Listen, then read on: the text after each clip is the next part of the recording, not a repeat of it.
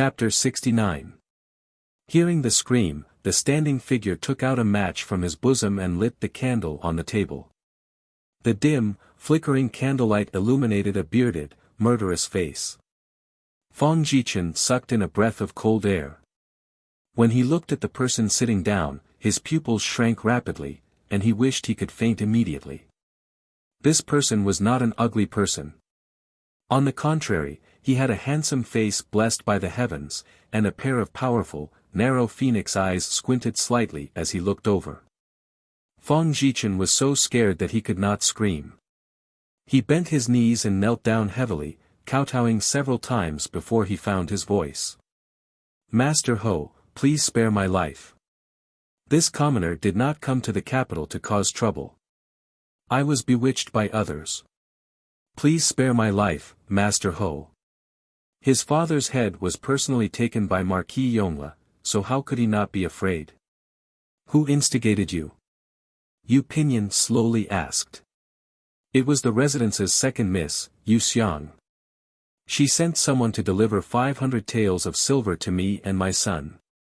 She said that she could not stand Yu Xiyu's insolence in front of her and that she would make her regret it for the rest of her life. She also said that if I could marry Yu Xiyu, she would give me another 1,000 taels of silver to take Yu Xiyu far away from the capital. In the future, if Yu Xiyu was disobedient, she could be tortured to death. The Marquis household would not take back the dowry she left behind, and it would all benefit me and my son." Fang Jichen collapsed to the ground. He had confessed everything without any interrogation.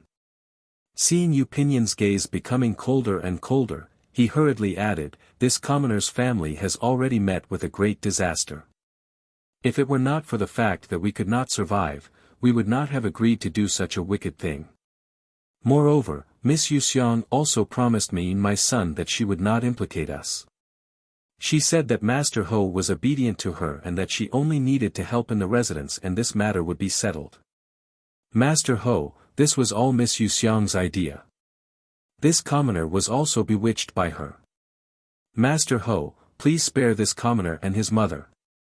If it wasn't for her, this commoner wouldn't have dared to offend you even if I had 100 guts."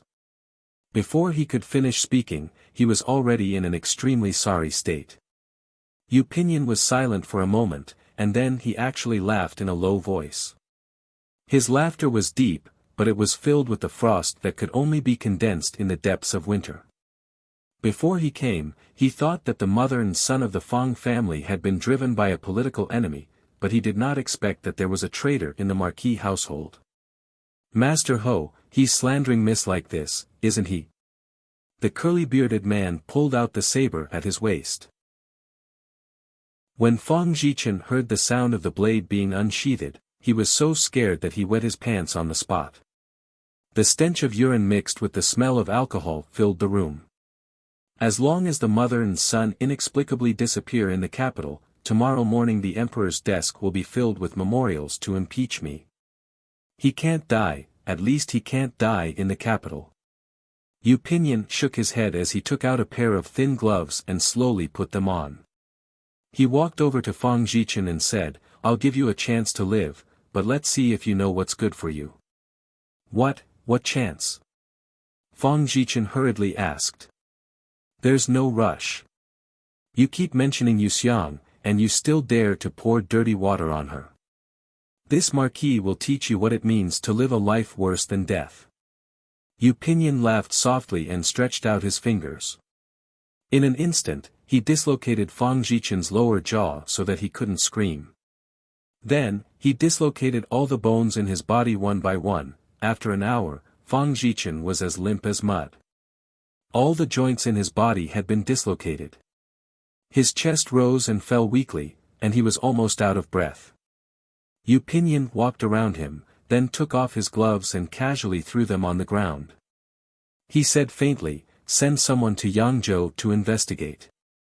Find the person who was in contact with the mother and son of the Fangs." The bearded man took the order in a low voice. After sending Master Ho out of the room, he picked up the gloves and burned them. Then he put Fang Jichen's bones and joints back together. Naturally, it was another torment. When he walked out of the room, he saw two imperial bodyguards walk out from the shadows and silently follow him. Yu Pinyin smoothed out the creases in his clothes and sneered, "You Miaoqi, how dare you?" He didn't need to verify to know who the mastermind behind this was. Other than the two-faced and insidious Yu Miaoqi, there was no one else. Although Yu Pinyin knew that she was restless, he didn't send the dragon scale guard to monitor her day and night. The emperor hated it the most. He didn't even use the dragon scale guard to search for his relatives. Now, he wouldn't use it for a trivial internal strife. The people he brought today were all old subordinates trained during the war. Although they weren't as good as the dragon scale guard, they weren't far behind. They should be able to find out the truth in 3 to 5 days. Yu Pinyin stood outside the courtyard for a moment to disperse the unpleasant smell on his body. Then, he slowly left. When he returned to the Marquis household, it was almost 3 o'clock in the morning. The lanterns were all extinguished, and the sky was so dark that one couldn't even see one's fingers. Yu Pinyin walked under the light. After a few turns, he arrived at the west wing and gently pushed the door open. The breeze carried the fragrance of flowers, which was different from the grass outside. It was rich but not smoky. After inhaling it, it was as if the tip of one's tongue was stained with a trace of sweetness. Yu Pinyin's cold and stern face unconsciously softened. He quietly walked to the side of the carved bed with the strongest fragrance and brushed aside the layers of curtains. His martial arts were excellent. Even in the dark, he could clearly see things. He saw a red brocade quilt bulging. A sweet and charming face rested on the pillow. Her red lips were slightly open, inhaling and exhaling a lotus-like fragrance. Yu Pinyin stared at the young girl's pink lips. His face came closer and closer until the tips of their noses touched and their breaths intertwined. At this moment, there was a rustling sound outside. A candle was lit shakily and was being carried closer and closer. Yu Pinyin didn't move, but he also didn't pull away. He supported the young girl's cheeks with his hands and stared deeply at her. "Master Ho." Lulu held an oil lamp and cried out in surprise. She immediately rubbed her eyes. "What is Master Ho doing? Is he kissing the miss?" She wanted to get closer and take a closer look, but she saw Master Ho tilt his head slightly and make a shushing gesture. Lulu didn't dare to move. She stood stiffly in place. At this moment, Yu Xiang half raised her eyes and muttered, "Brother. You're back." She was still half awake, but her snow-white arms with a strong floral fragrance naturally wrapped around her brother's neck. She slightly raised her head and rubbed her brother's cheek. After a short while, she let go and wriggled in the quilt, leaving a space on the bed. The young girl's voice was originally delicate, but now it was a little hoarse from sleep. It also carried a kind of sweetness that couldn't be dissolved. Yu Pinyin's ears were numb.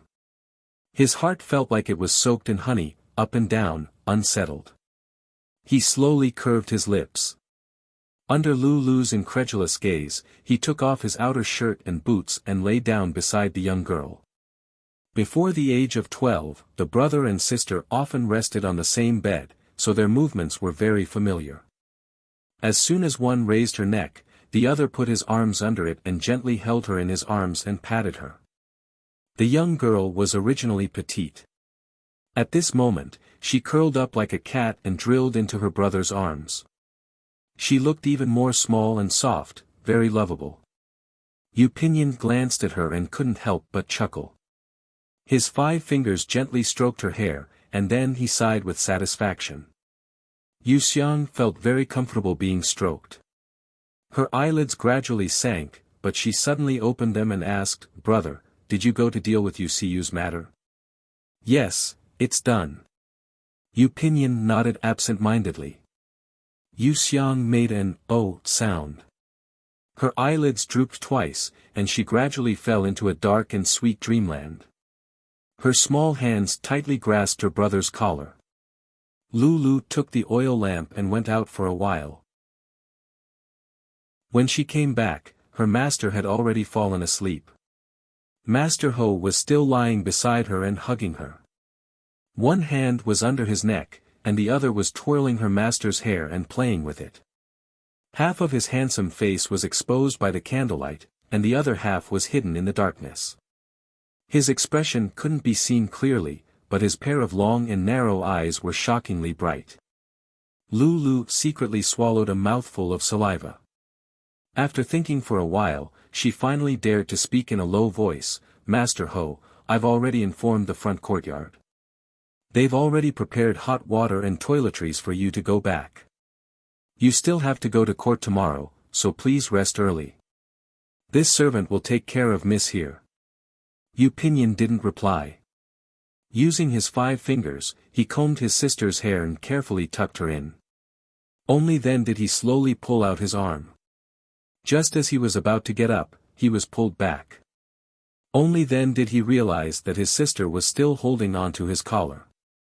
Even in her dreams, she didn't loosen her grip in the slightest. Her attachment to him was beyond words. Yu Pinyin placed his hands on his sister's side and happily chuckled. He left a butterfly-winged kiss on her forehead and the tip of her nose. Only then did he pull out a dagger from his waist and cut off his collar. He got off the bed and left. As he passed by Lulu, he paused slightly and looked at her. The tall figure disappeared into the night. Only then did Lulu let go of her breath. She walked with light footsteps to the bedside to take a look. She found that her master was holding onto a piece of cloth and sleeping very soundly. She even smacked her lips and muttered, "Gidge." She was simply heartless to the extreme. Lulu wiped her face and sat blankly on the steps for a long time. Only then did she leave, rubbing her aching temples. Romantic affairs always spread very quickly. While Wuxia was still ordering people to wantonly capture Shui, the matters between her and Fang Jichen had already become the topic of discussion for the people of the capital. There were also people who said that Marquis Yongla's family education was indeed poor. One was Yu Xiang, arrogant and despotic, the other was Wuxia, extremely lewd. Only the second miss, who had just returned, was untainted. Not only was she gentle and obedient, she was also noble and pure. She was indeed worthy of being the disciple of Liao Kong Nun. Although Liao Kong Nun had already given up the title of imperial princess, she was still a member of the imperial family. With her standing behind him, naturally no one dared to criticize Yu Miaoqi. After a full 3 days, Wuxia finally captured Shui and hurriedly brought her to the matriarch without even asking. She said that she wanted to clear her name. She even invited the mother and daughter of the Lin clan, Yu Pinyin, and Yu Xiang. It was as if she was going to hold a public trial. The matriarch sat upright on the couch. On the other side, Yu Xiang was leaning in her brother's arms, happily gnawing on a piece of tender cucumber. The members of the Lin clan and Yu Miaoqi sat below the matriarch. One had a slightly tense expression, while the other looked angry but was actually full of anticipation. "Tell me, who ordered you to harm me?" Wuxia angrily pointed at Shui, who was kneeling in front of the court. Chapter 70. Yu Xiang had been leisurely nibbling on a cucumber at first, but when she heard these words, she froze. After a while, she covered her mouth and chuckled softly, "I didn't expect that you would even throw dirty water at me. How bold! Did you come here today to seek death?"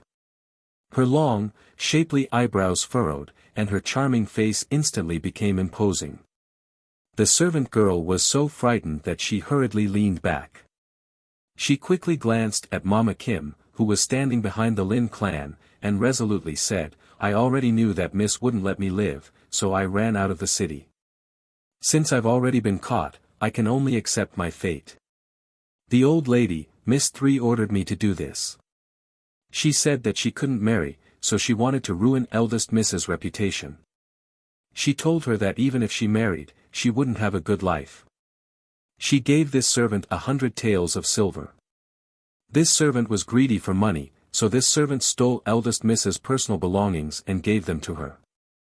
After she finished speaking, she turned to Wuxia and heavily kowtowed, "Eldest Miss, you treated this servant well, but this servant did such a wicked thing and ruined your pure reputation. This servant can only apologize with death." Before she finished speaking, she lowered her head and slammed it against the doorpost. Sure enough, this servant was here to seek death. Because Yu Pinyin had cleared the area, there were no other people in the courtyard. Her confidants in the hall were also far away, so no one pulled her back. After a muffled sound, an ice-cold corpse and a large pool of warm blood appeared in the doorway. The strong smell of blood spread through the air. Because her confession was too unexpected, and her suicide attempt was too swift, the old lady and Wuxia were all stunned on the spot. It wasn't until the pool of blood spread out that they cried out in alarm. Yu Pinyin immediately pressed his younger sister's face into his arms. When he looked down, he saw that there wasn't any shock on her face. Instead, she was propping up her neck and raising her chin, wanting to see what was going on. Yu Pinyin smiled and used his large palm to cover her eyes. He gestured to Mama Feng, who was standing behind him. Mama Feng was the only steward in the hall who was calm and composed. After she walked out, she called for 2 bodyguards to drag Snowfall's corpse away. Then, 7 or 8 servants rushed in. They held highly absorbent dry cloths in their hands and squatted in a row to absorb the blood inch by inch. After they diluted the blood with a bucket of water, they sucked it dry again and then left. Before a quarter of an hour, the bloody scene had already disappeared without a trace. It was enough to show how well-trained these bodyguards and servants were. Only then did Yu Pinyin remove his hand from his sister's eyes and wipe off the melon juice on the corner of her mouth with his fingertips. When the Lin clan was in charge of the family in their early years, they were used to big scenes. Even if they were timid, it was only when the matriarch mentioned her late husband and the divorce papers.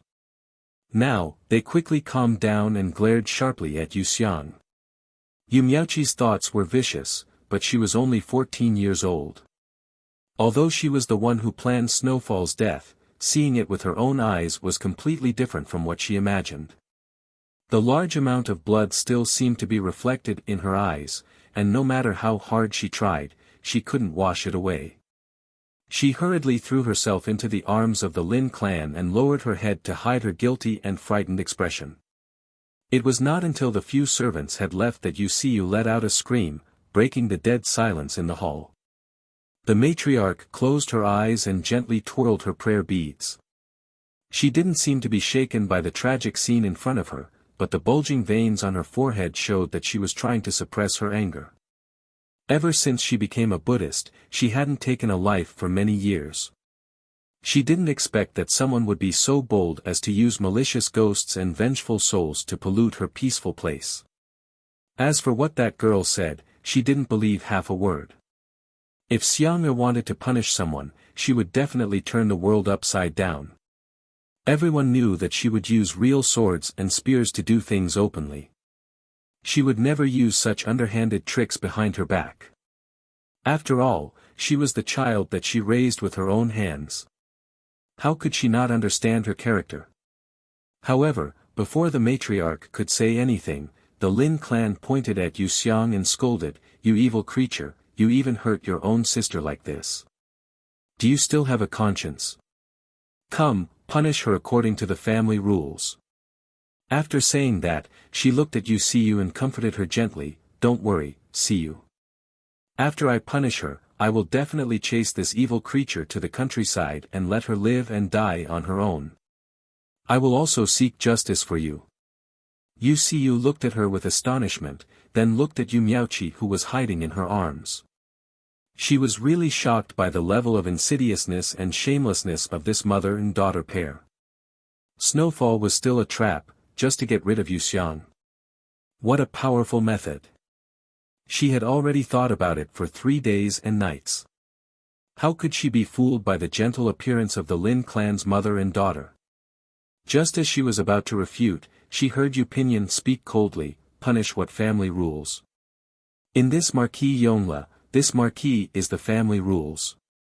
If anyone dares to touch a single hair on Xiang'er's head, this Marquis will chop off that person's hand. As he spoke, his sharp gaze had already stopped on the Lin clan's arm. The Lin clan only felt a gust of cold air invade them. Even the layers of cloth couldn't resist it. There was also a subtle but undeniable prickling sensation that spread from their fingertips to their entire arm. It was as if there really was an invisible sharp knife cutting their flesh. She used the action of patting her daughter to avoid that cold gaze. She forced herself to reprimand, now that there are witnesses and material evidence, Yu Xiang is the culprit who harmed Siyu. It's hard to deny it. Both of them are younger sisters. Yandere, don't only protect Yu Xiang. You'll only make your other relatives bitterly disappointed. Hearing this, Yu Xiang laughed contemptuously. Witnesses and material evidence are complete? Where is it? Why don't I see it? A living person died a wrongful death because of you. Can't you see it? What's the use of your eyes? The Lin clan questioned in exasperation. Died a wrongful death because of me? She was ordered by someone to steal Big Sister's personal belongings and ruin Big Sister's reputation. Even death can't wipe out her crimes. How can you say that she died a wrongful death? What's more, how could you believe her slandering me? I even thought that she was ordered by Mother Niu Miaoqi to pour dirty water on me. Don't tell me that the words of the dignified legitimate daughter of the Marquis family can't be compared to the words of a servant. Yu Xiang threw away the half-eaten cucumber. The insidious faces of the Lin clan's mother and daughter really spoiled her appetite. You, what nonsense are you spouting? You're slandering me. Because their thoughts were exposed, the Lin clan's voice trembled slightly. So only you can talk nonsense and slander others. Don't you want me to learn a few tricks from you? Yu Xiang rolled her eyes. Her arrogant and despotic attitude really made the Lin clan speechless. Mother, don't be angry. Sister, don't be angry. This girl's words can't be trusted without evidence. The Fong family's mother and son are also in the capital. Why did they secretly harm Big Sister Siyu? We'll know once we ask them. Our Marquis family is a big tree that attracts the wind. Who knows who we offended outside? We're all family. Let's talk things out. I absolutely won't believe that little sister would do such a wicked thing. Yu Miaoqi praised Yu Xiang. This tactic of showing off before suppressing oneself was indeed useful. At this time, the more her brother and old ancestor trusted her, the more disappointed the Fong family's mother and son would be when they found out the truth. Yu Miaoqi was planning to kill two birds with one stone. She wanted to destroy both herself and Yu Siyu. As expected of the female lead, she had a big heart. Thinking of this, Yu Xiang's lips hooked into a cold smile. Yu Pinyin and old ancestor were also angered by her malicious words. Just as they were about to speak, Yu Siyu beat them to it. Gritting her teeth, she scolded, "Enough, Yu Miaoqi. Hurry and put away that hypocritical face of yours. Just looking at you makes my stomach sour. I can't wait to throw up last night's dinner. Who do you think you can hide those ugly things from? Even if Big Brother and old ancestor suspect anyone, they won't suspect Yu Xiang. You, on the other hand, are a two-faced, honeyed mouth and a sword in your belly. You're a complete slut, a whore. If Yu Xiang wanted to harm me, she would have done it 800 years ago. Why would she wait until now? Although she usually beats me up and scolds me, it's all for my own good. She's never harmed me. She's fierce and vicious, but she's definitely not sinister. She's different from a rotten animal like you." Yu Siyu had been suppressing her anger for a long time. Now that she had exploded, the words she chose were all soaked in venom. She scolded Yu Miaoqi until her expression suddenly changed. Her breathing quickened, and she looked like she was about to faint. The Lin clan angrily scolded, "Shut up." Then, They hurriedly pulled their daughter into their arms and patted her. Yu Miaoqi's lungs were about to explode from anger.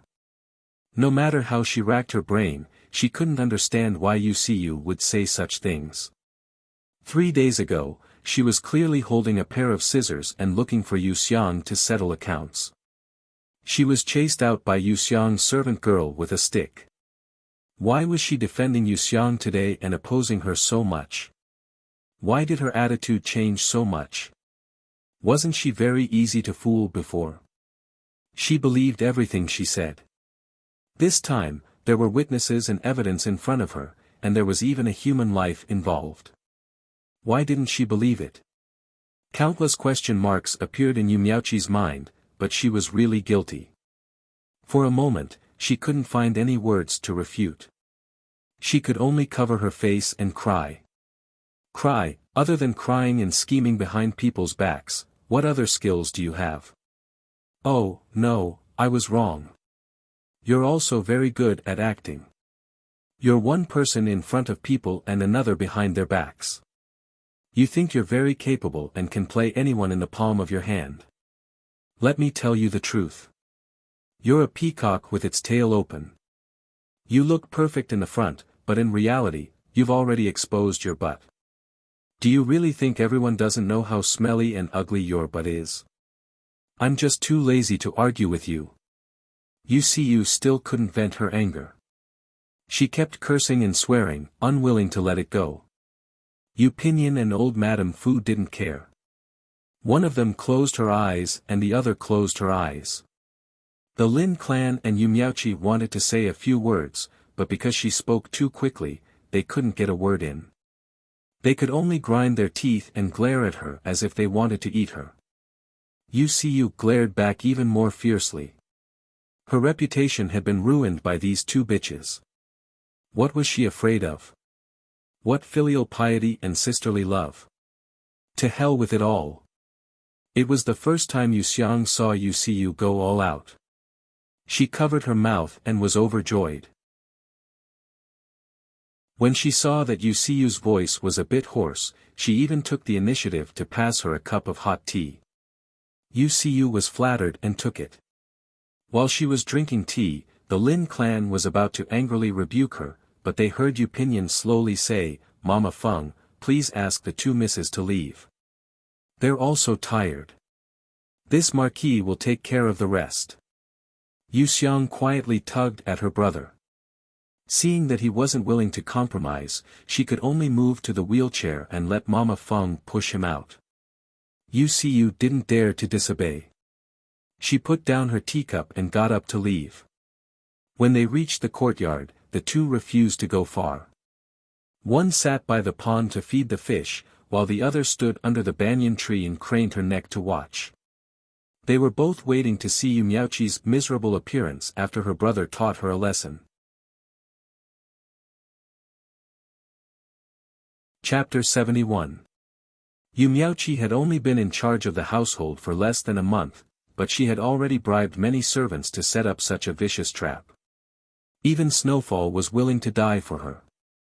Her ability to bewitch others was evident.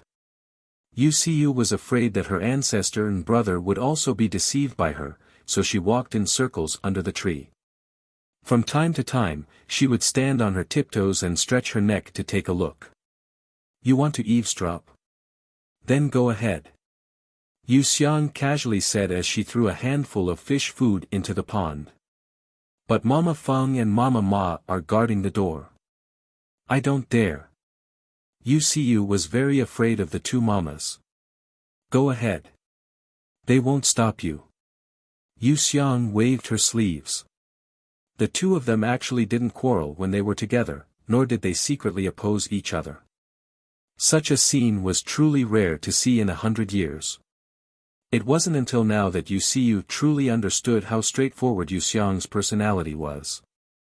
If you were polite to her, she would be polite to you. If you were good to her, she would be good to you. If you were sincere to her, she would repay you wholeheartedly. It was undoubtedly the safest and most comfortable to get along with such a person. She didn't have to be afraid of offending her by saying something wrong and then stabbing her in the back. Of course, if she retaliated in person, although it would be quite embarrassing, what's done is done. She wouldn't hold a grudge. Recalling the past, Wuxia shook her head and sighed. After a while, she asked worriedly, even if it's proven that I didn't exchange any love tokens with Fang Jichen, so what? My chastity was ruined by his hands. I'm afraid I still have to marry him. I never expected him to be this kind of person. With your blockhead, there are a lot of things you can't think of. Yu Xiang sneered. Wuxia was choked until her face turned red. She only snorted coldly and didn't refute. In the past, when Yu Xiang scolded her for being a blockhead, she couldn't accept it. Now that she understood everything, she felt that she was stupid. Otherwise, why would she cry and shout that she wanted to marry into a place like the Fang family? She didn't even hesitate to destroy her chastity. Yu Xiang saw her depressed expression and comforted her, "Don't worry, I will never let you marry a scumbag like Fang Jichen." Her brother's position was special. He was a chess piece that the emperor used to contend against the major aristocratic families. Thus, it was destined that the daughters of the marquis family could not marry into the aristocratic families. If my legs were in good condition, at most I could only marry a poor scholar without any foundation. I wouldn't be any better than you. The old ancestor has already tried his best to arrange the safest way out for you. It's not that he doesn't love you. It was better to marry someone of a lower status than to climb up the social ladder. She had Marquis Yongla and Commandant Yu behind her back. Wouldn't she be able to get whatever she wanted if she married into her husband's family? Yet you like to humiliate yourself, always trying to get into those rich and powerful families. You'd rather lower yourself and grovel than live a happy life. Wuxia listened very seriously this time. After a long silence, she sighed and said, "I see. I have misunderstood ancestor and big brother. You're right, it's better to marry someone of a lower status than to climb up the social ladder. It's better to live a happy life. Marrying someone of a lower status doesn't necessarily mean you'll be able to live a comfortable life. You have to open your own eyes and choose a good, capable, and responsible man. If you choose the right one, you'll have to rely on him for the rest of your life. Just like that young masterly you picked last time. He was completely useless, yet he still put on such airs." Pfft. Yu Xiang sneered disdainfully. Wuxia used to think that Yu Xiang's mouth was poisonous. Every word was like a needle, and every sentence was like a thorn. After she calmed down, she realized that her words were like pearls and she never spoke nonsense.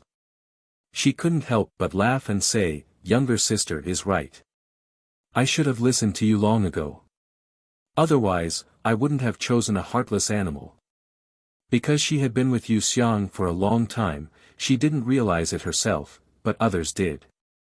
In the past, her personality was as fake and pretentious as Yu Miaoqi's. Over the years, she had slowly developed into a shrewish person. She wasn't cut out for fighting in the house, but she was good at scolding and making a scene. With this personality, if she married into a rich family, she might be schemed against, but if she married into a poor family, she would never be bullied.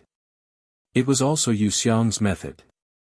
The two of them exchanged a few heartfelt words and felt that their relationship had suddenly become much closer. After Yu Xiang finished sprinkling a handful of fish food, she clapped her hands and said, "Go listen. After you listen, tell me. My chair is heavy. Older brother will hear it before you even get close." Wuxia nodded happily and sneaked closer to the main hall.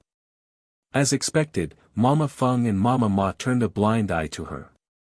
The two of them weren't guarding against her, but Yu Xiang. They were afraid that the two of them would quarrel inside and reveal their identities, which would only make her sad. The Lin clan made an impassioned speech to their son and old madam. There were two meanings to it. First, regardless of whether Wuxia was framed or not, she had to quickly marry Fang Jichen and leave the capital to settle this storm. Second, Yu Xiang had harmed her sister and was vicious. Moreover, she wasn't of the family Yu's blood. She should immediately prepare a carriage and send her to the countryside estate, never to return in the future. Yu Pinyin and old madam listened expressionlessly, but Yu Siyu was so angry that her lungs were about to explode. She couldn't wait to rush in and tear the Lin clan apart. On the day of the incident, she was grateful to the Lin clan and Yu Miaoqi for protecting her. She didn't expect that these two bitches would turn around and stab her in the back. If she was lucky enough to stay behind this time, she would definitely make them pay the price. Then she thought about how Yu Miaoqi's weakness was also Yu Xiang's weakness. If she exposed Yu Xiang publicly, it wouldn't be good for her. She struggled for a long time before finally erasing the evil thoughts that surfaced in her mind. In the hall, Yu Pinyin put down his teacup and said coldly, "Are you done? If you're done, this marquis will say a few words." The Lin clan sat back down and reprimanded, "The evidence is conclusive. What else do you have to say? Are you trying to use your status to suppress others? You keep calling me, this marquis. Have you forgotten who gave birth to you after 10 months? You unfilial son. I've indeed forgotten. Who would remember something that happened so long ago? This marquis only remembers that this marquis was personally raised by the old ancestor. This life was saved by Xiang'er time and time again. Without her, this marquis wouldn't be here today. Don't try to use seniority to suppress this marquis. Don't you know that this marquis was the one who personally destroyed Family Yu's concubine branch? This marquis' hands are stained with the blood of Family Yu's people." He bent his knuckles and rapped on the table. The dull sound seemed to directly dive into one's chest and into one's heart, causing one to panic. The Lin clan was rendered speechless by his words. Yu Miaoqi's complexion was even more deathly pale. Her hands hidden in her sleeves began to tremble slightly. He could even kill his own clansmen. Yu Pinyin's brutality far exceeded her expectations. If he found out that she was the one who instigated everything, what should she do? Yu Miaoqi once again sank into deep regret. She regretted that she shouldn't have splashed dirty water on Yu Xiang.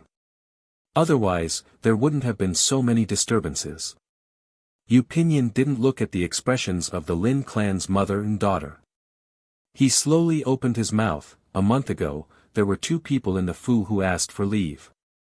One was Madame Jin's second son-in-law, and the other was a manservant, Zhou Tong, who returned to his hometown to visit his seriously ill mother. Because Xiang'er pitied Zhou Tong, who had no one to rely on, she gave him 20 taels of silver before he left.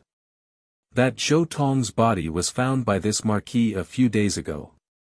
His neck was broken and his body was abandoned in a mountain stream. Coincidentally, the subordinates this marquis sent to Yangzhou to investigate also found a body with a broken neck downstream of the Yangtze River. The way he died was exactly the same as Zhou Tong's. His actions were so clean and efficient. It was clear that the perpetrator had received special military training. If this marquis didn't remember incorrectly, Madame Jean, your second son-in-law was originally serving under this marquis. He was beaten 80 times with a rod and chased out of the military camp because of drunken murder. His usual method of killing people was to strangle their throats. That Zhou Tong's death was the third basin of dirty water that you wanted to splash on Xiang'er's head. In a few days, you'll send people to search for the body and then frame Xiang'er to silence her. Mama Jin's head was covered in sweat and her limbs were weak. She stammered, "Master Ho, this servant didn't know anything about what you said." Yu Pinyin ignored her and continued, "It's only been a month since she returned home. Yu Miaoqi still doesn't have the ability to make a servant girl loyal to her to death. This snowfall can be considered to have died in vain. A month ago, she went out to buy things and was tricked by Madame Jin's daughter, who was traveling with her, into the wilderness. She was raped by Madame Jin's eldest son-in-law. He even tore off her dudu and said that if she didn't barter, he would publicize this scandal. Snowfall couldn't do anything. Even though she knew it was a hopeless situation, she still had to jump in. Yu Miaoqi, This marquis has always prided himself on his ruthless methods, but I didn't expect that a woman like you would be able to scheme against someone to this extent. You're very good. He turned his head and looked at Yu Miaoqi, who was sitting stiffly on the side. Although he was praising her, his expression was very malicious. The matriarch closed her eyes and stroked her prayer beads, incessantly chanting the rebirth mantra. Outside the door, Yu only felt a chill crawl from the soles of her feet to her scalp. She was so frightened that her liver and gallbladder were about to burst. 3 lives. She had easily taken the lives of 3 people, and she was only 14 years old. Thinking about what she was doing when she was 14, at most, she would cause a bit of trouble for Yu Xiang. She didn't even dare to think about harming people's lives, much less doing it. Compared to Yu Miaoqi, Yu Xiang was simply too pure and kind. Her previous actions of extorting Yu Miaoqi were equivalent to walking on the edge of a cliff. If she wasn't careful, she would be torn to pieces and consigned to eternal damnation. Yu forcefully rubbed her chest, and only then did she manage to suppress the panic in her heart. Unknowingly, her forehead was covered in sweat. In the hall, Yu Miaoqi pretended to be calm and said, "They're already dead, so isn't it up to Big Brother to say the words? I know that Big Brother dotes on Yu Xiang, but you can't be biased to this extent. The evidence is conclusive, yet you're twisting the truth to exonerate her and falsely accusing me. Big Sister and I are very close, so what reason do I have to harm her? On the other hand, Yu Xiang." She paused, raised one hand, and made a solemn vow, "I didn't do the things that Big Brother said. I dare to swear to Buddha, if I did it, may I be struck by lightning and fall into purgatory. I will never be able to be a human again, and I will be reduced to an animal for all eternity." The matriarch suddenly opened her eyes, and her gaze was like a torch as she looked at her. Yu Pinyin said calmly, "I think it's more appropriate to change 'I did it' to 'I ordered it.'" Yu Miaoqi pursed her lips and swore the oath again. She didn't believe in ghosts or gods, and only believed that her fate was in her own hands. She wouldn't be afraid even if she swore 100 or 1,000 times, let alone twice. The matriarch's gaze towards her became colder and colder, and blue veins popped out on the back of her hand that was pinching the prayer beads. It was obvious that she had reached the limit of her patience. Unfortunately, Jin Shi didn't have a good eye, and she immediately retorted, "Master Ho, you may not know this, but my son-in-law took a leave of absence because he broke his leg. How could he possibly travel thousands of li to Yangzhou to kill someone? This matter really has nothing to do with Second Miss and this servant's family. Master Ho, please be clear about this. You're not like the Lin clan, someone who never leaves the house. You shouldn't be someone who doesn't even know what this marquis does." Yu Pinyin narrowed her eyes and sneered, "This marquis has solved countless cases, so how could I not be able to distinguish between old and new injuries? Oh right, I forgot to tell you, your son, daughter, son-in-law, grandson, maternal grandson, and all of your relatives are currently locked up in the marquis household's dungeon. Because they couldn't withstand the torture, they've already confessed everything that they should and shouldn't have confessed, and they've even signed their names. The reason why I waited until now to expose you was because I wanted to see more clearly what kind of person Yu Miaoqi was. You're truly worthy of being my, Yu Pinyin's, younger sister. You're truly vicious and merciless." As soon as these words were spoken, the entire hall fell silent. The only sound that could be heard was the chattering of the master and servant of the Lin clan. After a short while, there was the muffled sound of silk bursting. The prayer beads in the matriarch's hand suddenly broke in two, and the sandalwood beads crackled and rolled in all directions.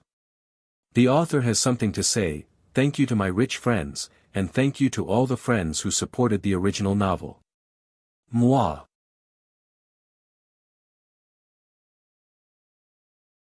Chapter 72.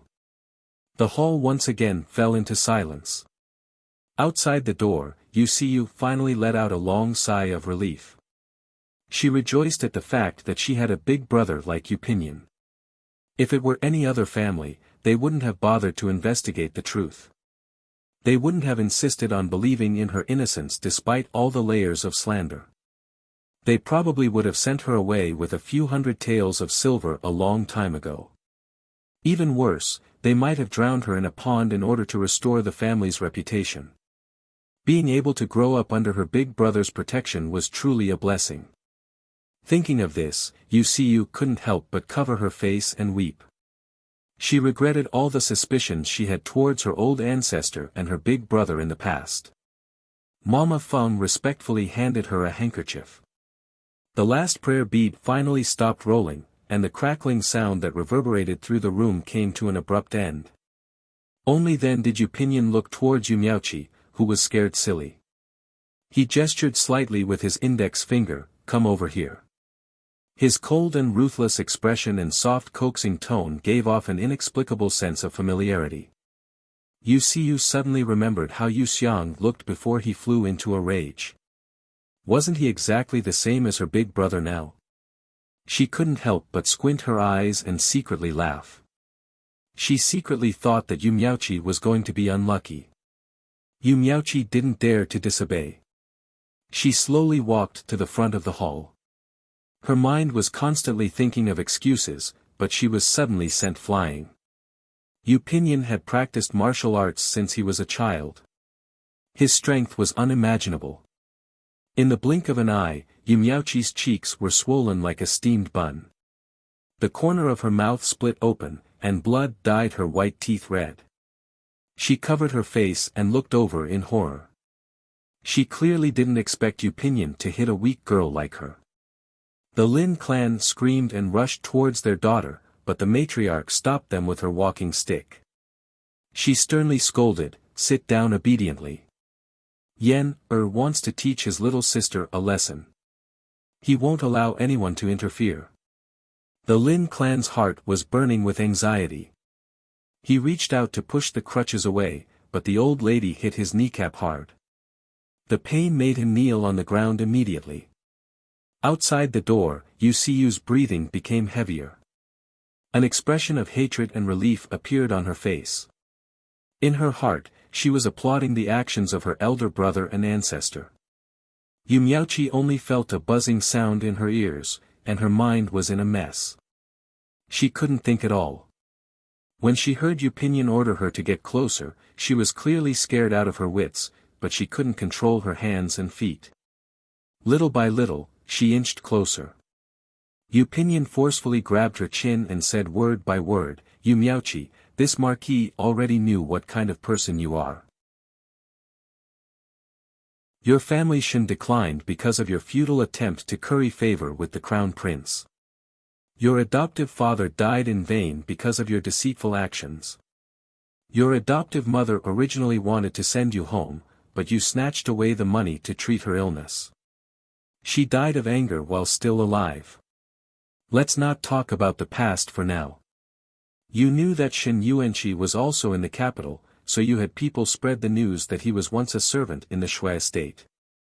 You wanted to ruin his career. As the saying goes, the kindness of raising someone is greater than the kindness of giving birth. You could even abandon the Shen clan couple who raised you.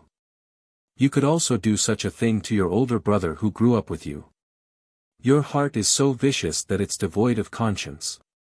You only care about pouring dirty water on Xiang's head, but you don't know that I have never suspected her in the slightest. It's time for you to tear off this hypocritical face of yours, so that you don't go around disgusting people." Yumiauchi was scared out of her wits when she heard these words. She thought that Lingnan was far away, and that most of the family Shen people were dead. She thought that no one should know about her past. Who would have thought that Yupinian had investigated her thoroughly from the beginning? It was just that he kept it a secret. As such, his and the old lady's cold rejection of her could be explained. It was as if she was stripped naked in public. Yumiauchi was so ashamed that she wanted to die. She desperately hugged her shoulders with both hands and tried to curl up. Wuxia, who was outside the door, showed a terrified expression. She had a new understanding of Yumiauchi's sinister viciousness. She was not a beast. She was worse than a beast. The Lin clan was in disbelief at first and then crazily shouted, the Shen clan couple were the main culprits who harmed Chi'er. What wrong did Chi'er do to abandon them? They have long died. They are lucky. If they did not die, I will make them pay the price. You shut up. The old lady used her walking stick to hit the Lin clan's mouth until her front teeth chipped. Then she coldly said, it is said that like mother, like daughter. With such a vicious mother like you, Shen Miaoqi naturally would not be any better. Evil beast, both of them are evil beasts. No, it's not like that. I did not do it. Eldest brother, I really did not do it. Yu Miaoqi was still struggling. The pale-faced Mama Kim suddenly knelt down and kowtowed, Master Ho, this matter indeed has nothing to do with Furen and young Mississippi. Everything was this servant's idea. This servant could not bear to see all of you indulge in Miss Xiang, and abandon young Mississippi. Also, this servant could not bear to see eldest Miss blackmail young Miss every day. This servant set up this series of schemes to help Furen and young Mississippi. Everything was done by this servant. Because this servant was afraid that the family members would not help, this servant coaxed them to say that it was young Miss and Furen's orders. They are loyal and devoted to young Miss and Furen and naturally will not refuse. This servant is guilty. Master Ho, please punish. Yu Pinyin released the hand that was clamping Yu Miaoqi and turned to look at Mama Kim. Yu Miaoqi let out a huge sigh of relief and hurriedly threw herself into the Lin clan's arms. When the Lin clan saw Mama Kim take the blame, they were instantly dumbfounded. Their entire family had fallen into Master Ho's hands. Not a single one of them would be able to escape. They might as well die with them and fulfill their master-servant relationship while they were at it. Mama Kim composed herself and kowtowed again, it was all this servant's doing. Furen and young Miss were completely unaware. Master Ho, please punish this servant. Good, very good, Yu Pinyin smiled playfully and waved his hand, since you're bent on seeking death, this marquis will fulfill your wish. As for who did this marquis has his own conclusions. Although this marquis is vicious and merciless, this marquis has not reached the point of personally killing his own mother and sister. The Lin clan and Yu Miaoqi both looked as if they had just survived a disaster. Yu Pinyin glanced at the two of them and continued, however, if there's a next time, this marquis definitely won't be merciful. I can't avoid chopping off a few restless hands. The Lin clan and Yu Miaoqi hurriedly hid their trembling hands into their sleeves. Mama Feng immediately sent people to tie up Mama Kim. Yu Pinyin urged the elderly madam to rest in the room, then ordered the Lin clan and their daughter to follow him to the dungeon. Yu Miaoqi hid in the Lin clan's arms and staggered towards the main door, but she heard the elderly madam slowly say, wait a minute. Untie the pouch at your waist before you leave. It's just a piece of scrap paper. Why are you still pretending to keep it? You're actually treating me like a monkey. Yu Miaoqi's entire body stiffened. She stared blankly for a long while before regaining her senses. She pulled off the pouch and handed it to Mama Ma, whose eyes were filled with ridicule. Mama Ma took out the scrap paper inside and unfolded it for her master to see. Then, she casually tore it into pieces. After being tormented for so long, it turned out that she had been the one tormenting all along. Only then did Yu Miaoqi understand that Prefecture Yu was completely different from Family Shen. It was no longer a place where she could get whatever she wanted. She treated everyone else as fools and fooled them, but how could she have known that they were watching her like a clown? She had already lost all her face. Thinking of this, Yu Miaoqi's blood rushed to her head, and her already red and swollen cheeks almost burst open. She hid in the Lin clan's arms and shrunk her head as she walked out. When she crossed the threshold, she just happened to meet Yu Siyu, who was glaring at her. She wanted to avoid her, but she was repeatedly blocked by her. Yu Siyu, you're rebelling against the heavens. The Lin clan angrily reprimanded her despite her cowardice. I am rebelling against the heavens. What are you going to do about it? If you have the ability, then kill me. You sneered. She ferociously spat a mouthful of thick phlegm onto Yu Miaoqi's face and cursed, bitch. Bitch. You're worse than pigs and dogs. From now on, Yu, am irreconcilable with you. Because Yu Pinyin was standing to the side and watching coldly, Yu Miaoqi didn't dare to refute.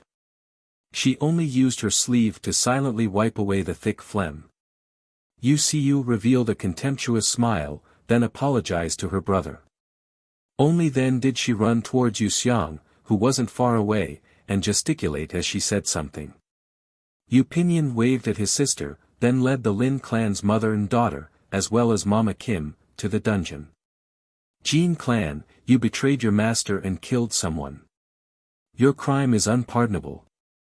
You will be flogged 100 times, he said coldly as he sat down in an armchair.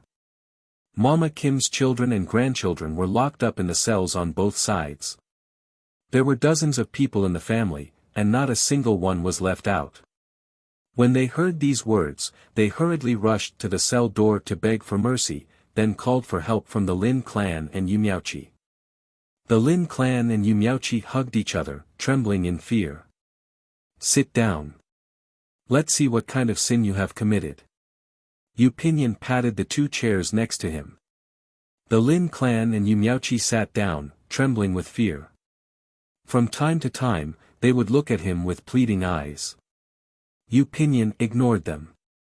He waved his hand and said, "Carry out the punishment." The bodyguards tied Mama Kim to the chair and began to flog her with their clubs. At first, Mama Kim clenched her teeth and held on. After 30 flogs, she began to beg for mercy. After 50 flogs, she bit off her tongue, but she still didn't die. Her blood-red eyes stared fixedly at the Lin clan's mother and daughter. After a short while, there was a muffled cracking sound. Her spine had been broken, and her mangled body had been split into two. There were even pieces of flesh that were sent flying in all directions by the swinging club. Mama Kim's family members were all in the cells on both sides. They didn't dare to witness such a tragic scene. They hugged each other and cried. There were even a few young children who had fainted from fear. The Lin clan and Yu Miaoqi naturally didn't dare to watch. They each turned their heads and closed their eyes. Yu Pinyin didn't care about the Lin clan. He stood up and walked to Yu Miaoqi's side. He forcefully clasped her chin, turned her face around, and coldly ordered, "Open your eyes. Otherwise, this marquis will personally gouge your eyeballs out." As an official commander, no one knew better than Yu Pinyin how to destroy a person's willpower. He knew how to make the other party suffer a fate worse than death without hurting the flesh. Yu Miaoqi trembled. In the end, she opened her bloodshot eyes and looked at the person who had already been beaten in two. After 100 beatings, she raised her head and gasped for breath. However, she saw Yu Pinyin slowly roll down his rolled-up sleeves and carefully smooth out the creases. His tone was unprecedentedly gentle. As such, this marquis will no longer pursue your previous mistakes. These people are also at your disposal. Kill them or let them go, it's all up to you. Kill them or let them go. Yu Miaoqi sank into an even more painful struggle. If she let them go, these people would harbor resentment and know too much. They would definitely harm her in the future. If she killed them, she would appear to be heartless. However, in Yu Pinyin and the old madam's hearts, she had long become a heartless person. What was there to hide? In the end, her own safety was more important. After Yu Miaoqi made up her mind, she gritted her teeth and said, "Kill them." The Lin clan abruptly turned their heads and looked at her with astonishment. Mama Kim had raised the Lin clan from a young age. Her two daughters were like sisters to the Lin clan. If it were the Lin clan, they would naturally release them, give them some compensation, and let them leave the capital forever. In any case, they would have a way out. However, they didn't expect that their daughter would choose to kill them. No matter how biased they were towards their daughter, the Lin clan couldn't help but feel a chill in their hearts. Yu Pinyin chuckled lowly and clapped his hands, as expected of this Marquis's younger sister. So ruthless. Since it's like this, then they'll all be beaten to death. You can continue to watch the execution. This Marquis will leave first. He walked to the door and ordered the imperial bodyguards, don't let the two of them leave until the execution is over. If Yu Miaoqi refuses to open her eyes, use a bamboo stick to open her eyelids. There's no need to be polite. The imperial bodyguards solemnly acknowledged. Yu Miaoqi instantly went limp in her chair.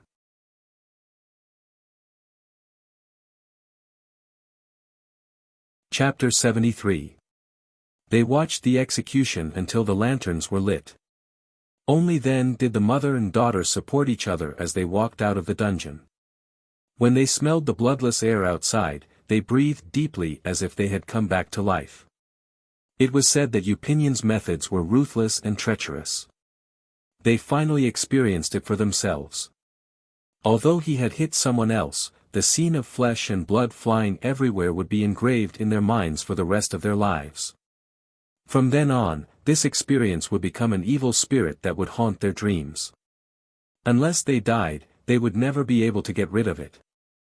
The Lin clan knelt on the ground with a thud and began to bawl without caring about their image.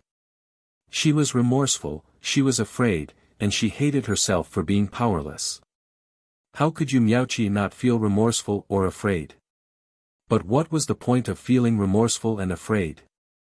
Since everyone had already shed all pretenses of cordiality, she didn't need to spend so much effort to curry favor with Yu Pinyin and old madam. She could quickly find a more powerful husband to marry. Once she left Prefecture Yu, she would be able to live a better life. Yu Miaoqi gritted her teeth and pulled the Lin clan up. She staggered forward, only to see the two lanterns getting closer and closer. Yu Xiang's bright and beautiful face was hidden in the light, instantly illuminating everything around them. "Oh, you're out." She covered her mouth and chuckled. Was it fun inside? Yu Miaoqi ignored her and continued to support the Lin clan.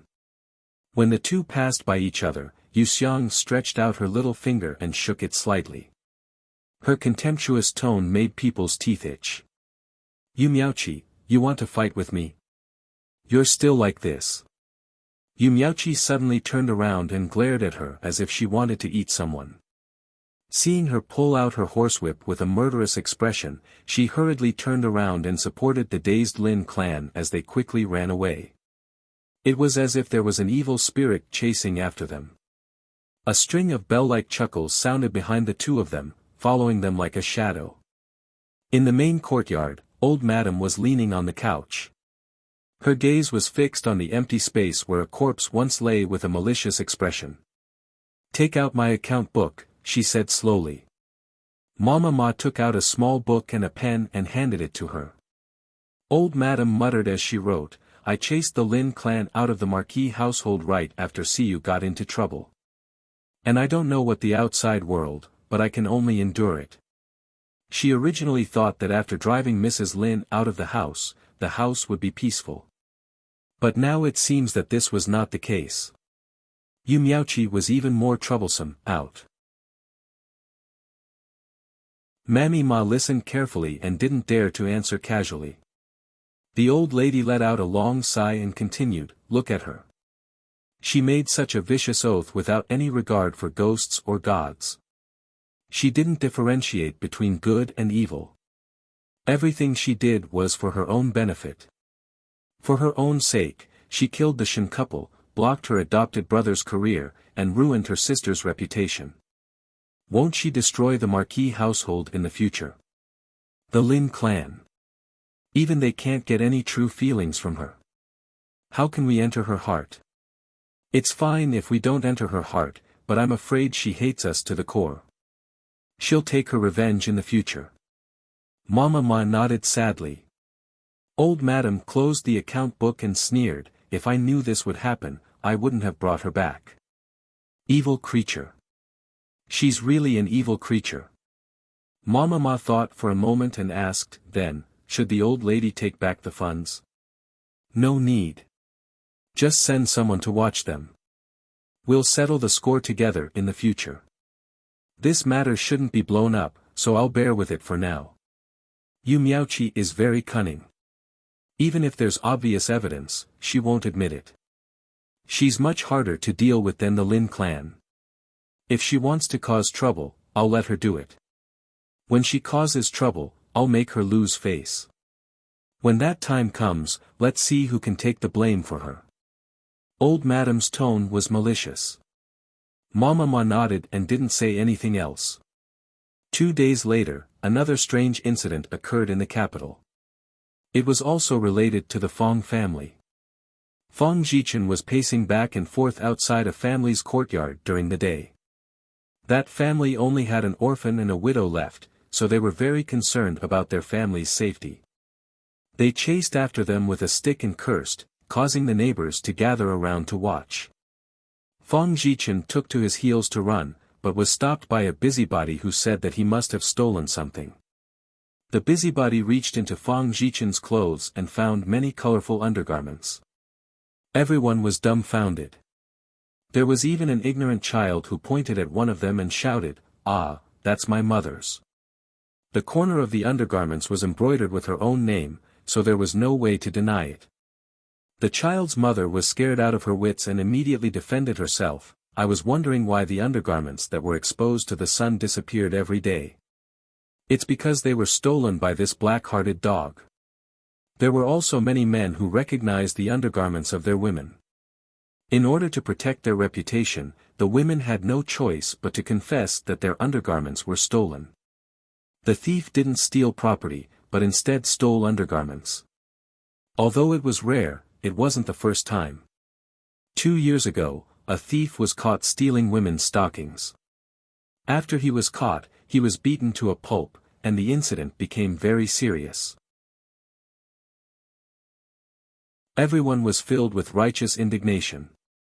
Just as they were about to beat Fong Jichen to death, they coincidentally encountered a group of patrolling officers. They surrounded Fong Jichen and after understanding the situation, they escorted him to the yamen for interrogation.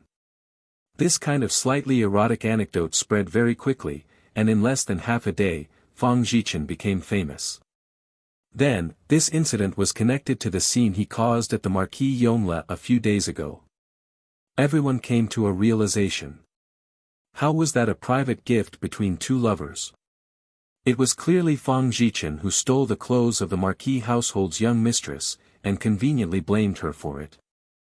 Who told the Marquis Yongle to be a tall tree that attracts the wind? There were also women who were victims of the incident who spoke up for Yu Siyu, and for a time, countless people sympathized with her. The next day, the news of the prefecture Yu's young mistress committing suicide by hanging herself spread. There were even more people who sympathized with her, and the harsh words from before slowly dissipated.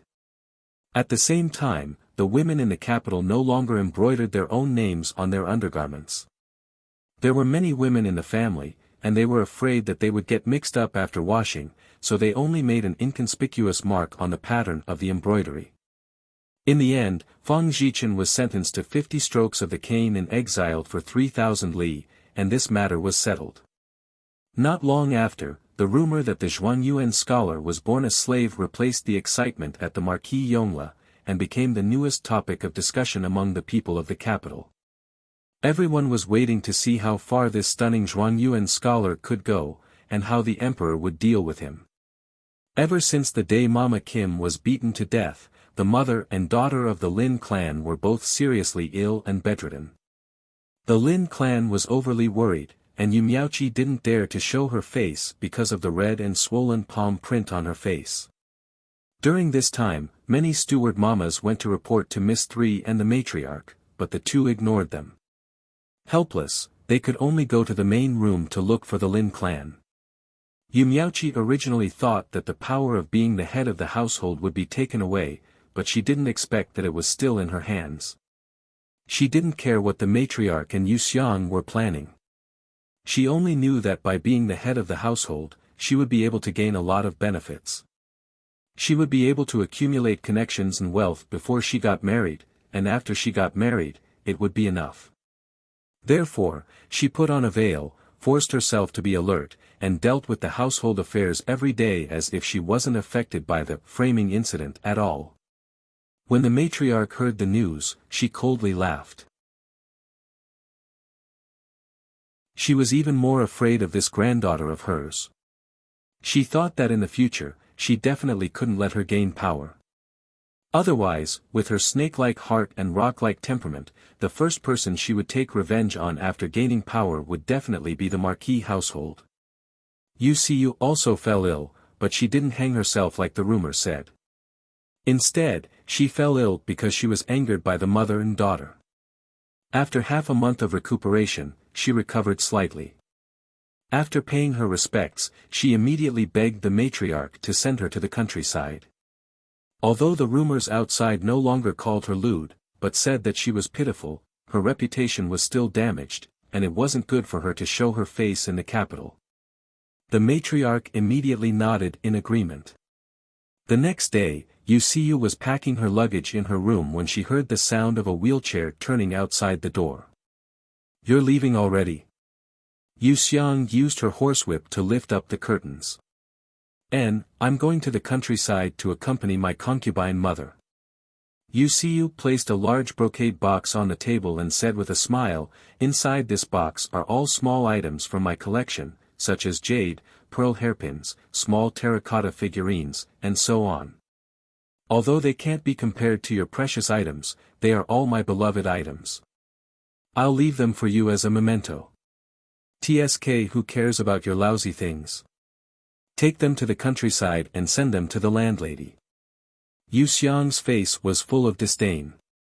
If Wuxia heard these words in the past, she would definitely be fuming with anger. But now, not only was she not angry, but she could also detect the hidden concern in her words. Wuxia was like a hedgehog, with spikes all over her body. She didn't seem to be easy to deal with, but after getting familiar with her, one would discover that she was just protecting her softest belly. This little temper was actually quite cute. Wuxia smiled at her and didn't take back the brocade box. Instead, she continued to bury her head in organizing her things. "Who are you bringing with you this time?" Wuxia looked around. Aside from the Chiu clan servants, who were taking care of the boxes and cages, all the other servants were gone. The courtyard seemed extremely deserted. "Who else can I bring with me?" "Naturally, it's senior servant Chiu. How could those servants be willing to suffer in the countryside with me? In order to find a better place to go, they're all rushing to the main house to beg you Miaoqi." Wuxia sneered, "I didn't stop them and simply let them all go. If they follow you Miaoqi, they might follow in Madame Jin's footsteps one day. I'll let them be happy for a while." Because Yu Pinyin had cleared the area, not many servants knew about what happened that day. They still thought that Yu Miaoqi was a gentle and docile person. Wuxia straightened up and looked at the busy Chiu clan. She couldn't help but laugh self-deprecatingly. She didn't expect that in the end, the most loyal servants were the spies that Wuxia sent to her. How ironic. Wuxia ordered Tao Hong, Lu, to push her into the room. She raised her eyebrows and said, "You're leaving just like that? You've lost your reputation, your husband, and your status. You're just going to leave like a stray dog with its tail between its legs? Why don't you think about who caused you to be in this state?" "Of course I remember. When I come back, I'll definitely torture that little whore to death." Wuxia spat on the ground. "You don't have money, power, or connections. What do you have to fight with her? Just based on the fact that you can spit farther than her?" Wuxia was instantly silenced. She glared hatefully at Wuxia. "No wonder all the noble maidens in the capital don't like you. Just based on your poisonous tongue, who can stand it?" Wuxia covered her mouth and laughed. She gave Lu a look. Lu immediately handed over the small box in his hand and explained, this is the compensation that our Miss asked for eldest Miss's emotional distress. Eldest Miss, please take a look. Wuxia opened the box and flipped through it. Her suspicious expression was gradually replaced by astonishment. She never expected that the deeds to the west of the city, Yuqing Street, King Ning Street, Flower Bird Lane, and the deeds to the 4 shops, as well as the deeds to the 200 hectares of fertile land, were inside the box. These were the Lin clan's most valuable assets. How did you get them? Wuxia stammered. I directly asked for them. What else could I do? She had a guilty conscience, so she obediently gave them to me after scaring me a few times. On the other hand, Yu Miaoqi was rather unhappy. Since she's unhappy, I'm relieved. With these things, even if you go to the countryside, you'll still be able to live comfortably. People are forgetful. After a year or so, who will still remember your trivial matters? When the time comes, I'll help you find an honest and dutiful husband so that you can live well. Yu Xiang used the horsewhip in her hand to whip the edge of the table. Her expression was very indifferent. Wuxia was silent for a moment. She choked back her tears and said, "Thank you, younger sister. No matter what, Wuxia, will only recognize you, Yu Xiang, as my blood-related younger sister. I really do need these things right now, so it would be impolite to refuse. In the future, I'll definitely return them to younger sister 100-fold. As the saying goes, distance tests a horse's strength, and time reveals a person's heart." She finally understood this principle. Yu Xiang disdainfully glanced at her and reprimanded, "What are you crying for? Don't learn from Yu Miaoqi's shameless attitude. I'll be leaving now. Remember to kowtow to the old ancestor before you go out. You really angered her a few days ago." I won't. It's my fault." Wuxia hurriedly wiped her tears with her sleeve and followed her out the door. The author has something to say: "Thank you to my rich friends, and thank you to all the friends who supported the original novel." Mwax.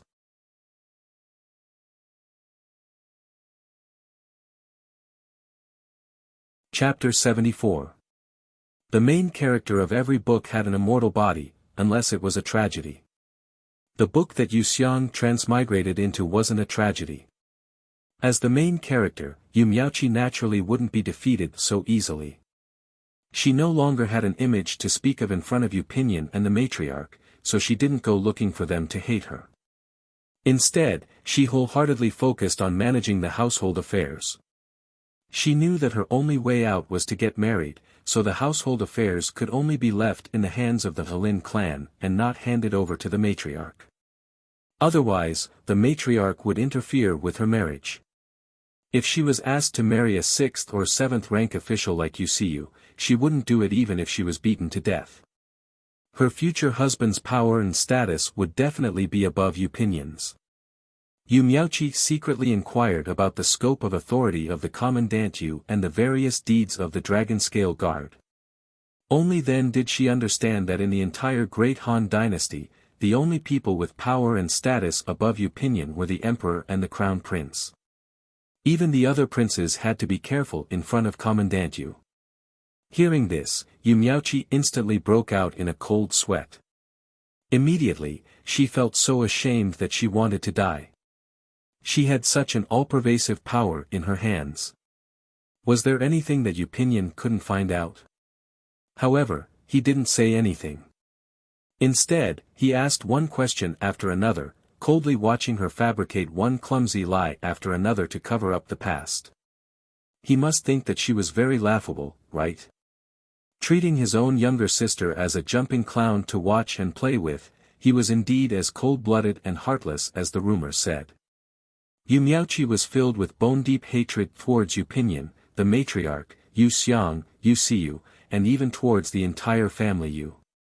She swore that she would become outstanding and then ruthlessly trample on family Yu. However, as a weak woman, she couldn't participate in the imperial examinations, couldn't show her face in public, and couldn't make a name for herself. What could she use to fight against family Yu? After thinking about it for a long time, the only way was to get married, and it had to be to the crown prince. After the palm print on her face disappeared, Yu Miaoqi began to gather information about the crown prince and the other princes. She then urged the members of the Lin clan to quickly recover so that they could bring her out to socialize. On this day, the 9th princess suddenly came to visit Yuxiang. She hunched her back and shrank her head as she walked behind the 2 palace maids. Her face was full of helplessness. Yuxiang was sitting by the lotus pond feeding the fish. When he saw her, he hurriedly ordered Tao Hong to bring some pastries. Why did you lose so much weight? His chin is so sharp. Yuxiang threw the fish food in his hand into the water. After wiping his fingers clean, he grabbed the 9th princess' chin and looked at her carefully. The 9th princess pursed her lips and looked very sad. What's wrong? Who bullied you? Yuxiang raised his horsewhip. No one bullied me. It's a bit hard to say. The 9th princess looked around and sat down on a stone stool by the pond. She held her chin with both hands and sighed with a face full of worry. It's easy to say to me. Tell me what you're unhappy about to make me happy. Yuxiang played with the horsewhip as he bit her ear and coaxed her in a low voice. The 9th princess looked like she was struggling. Her small mouth opened and closed, and she was about to tell the truth. However, she saw Yu Miaoqi leisurely walk over with a plate of fragrant pastries. She had her signature gentle smile on her face. The 9th princess' nose twitched and she looked straight at the plate in her hands. It was rumored that the 9th princess was a foodie. It was easy to please her by giving her a plate of unique pastries. Yu Miaoqi recalled the information she heard and saw that she had attracted the 9th princess's attention. The smile on her face became as gentle as water. The 9th princess was the crown prince's younger sister. It was rumored that the crown prince loved her like a treasure. If she was on good terms with the 9th princess, why would she worry about not being noticed by the crown prince? Thinking of this, Yu Miaoqi quickly walked over and gently placed the pastries on the stone table. She bowed and said, "This subject greets the 9th princess." This subject personally made a few pastries. The 9th princess, please have a taste. Who is she? The 9th princess pulled on her best friend's sleeve. Didn't I tell you in a letter earlier that I have a twin sister? Here, this is her. Yuxiang disdainfully curled her lips. The 9th princess revealed a look of understanding. She then carefully sized up Yu Miaoqi and said in astonishment, "This can't be. There must be a mistake. You and big brother Yu are both so beautiful, so why is she the only one who is so dull? Look at her eyebrows, they look like they don't exist. And those lips, they're so dry that they're cracked. Her skin is coarse and yellow, and she's as thin as ribs. A gust of wind could blow her away. Her appearance and bearing are completely different from you and big brother Yu. There must be a mistake." The 9th princess was obsessed with appearances. She was hopelessly obsessed with appearances. She would like anyone who was beautiful. Although Yu Miaoqi's appearance could be said to be elegant and refined, compared to Yuxiang's unparalleled beauty, she instantly became like a tasteless soup. Moreover, she had been having nightmares every night recently. Her body had become extremely thin and her complexion was very unsightly. Her previous beauty was now reduced to just 1 or 2 points. She looked like a bean sprout with a big head and toes, very dispirited. Yuxiang had always been proud of her appearance.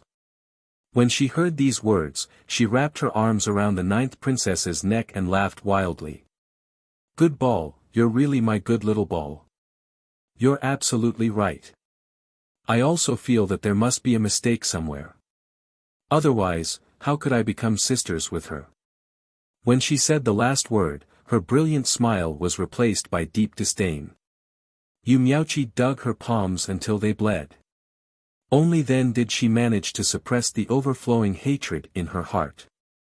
She pretended that she didn't hear her provocation. As the Crown Prince's most beloved younger sister, Yumiauchi naturally knew everything about the ninth princess.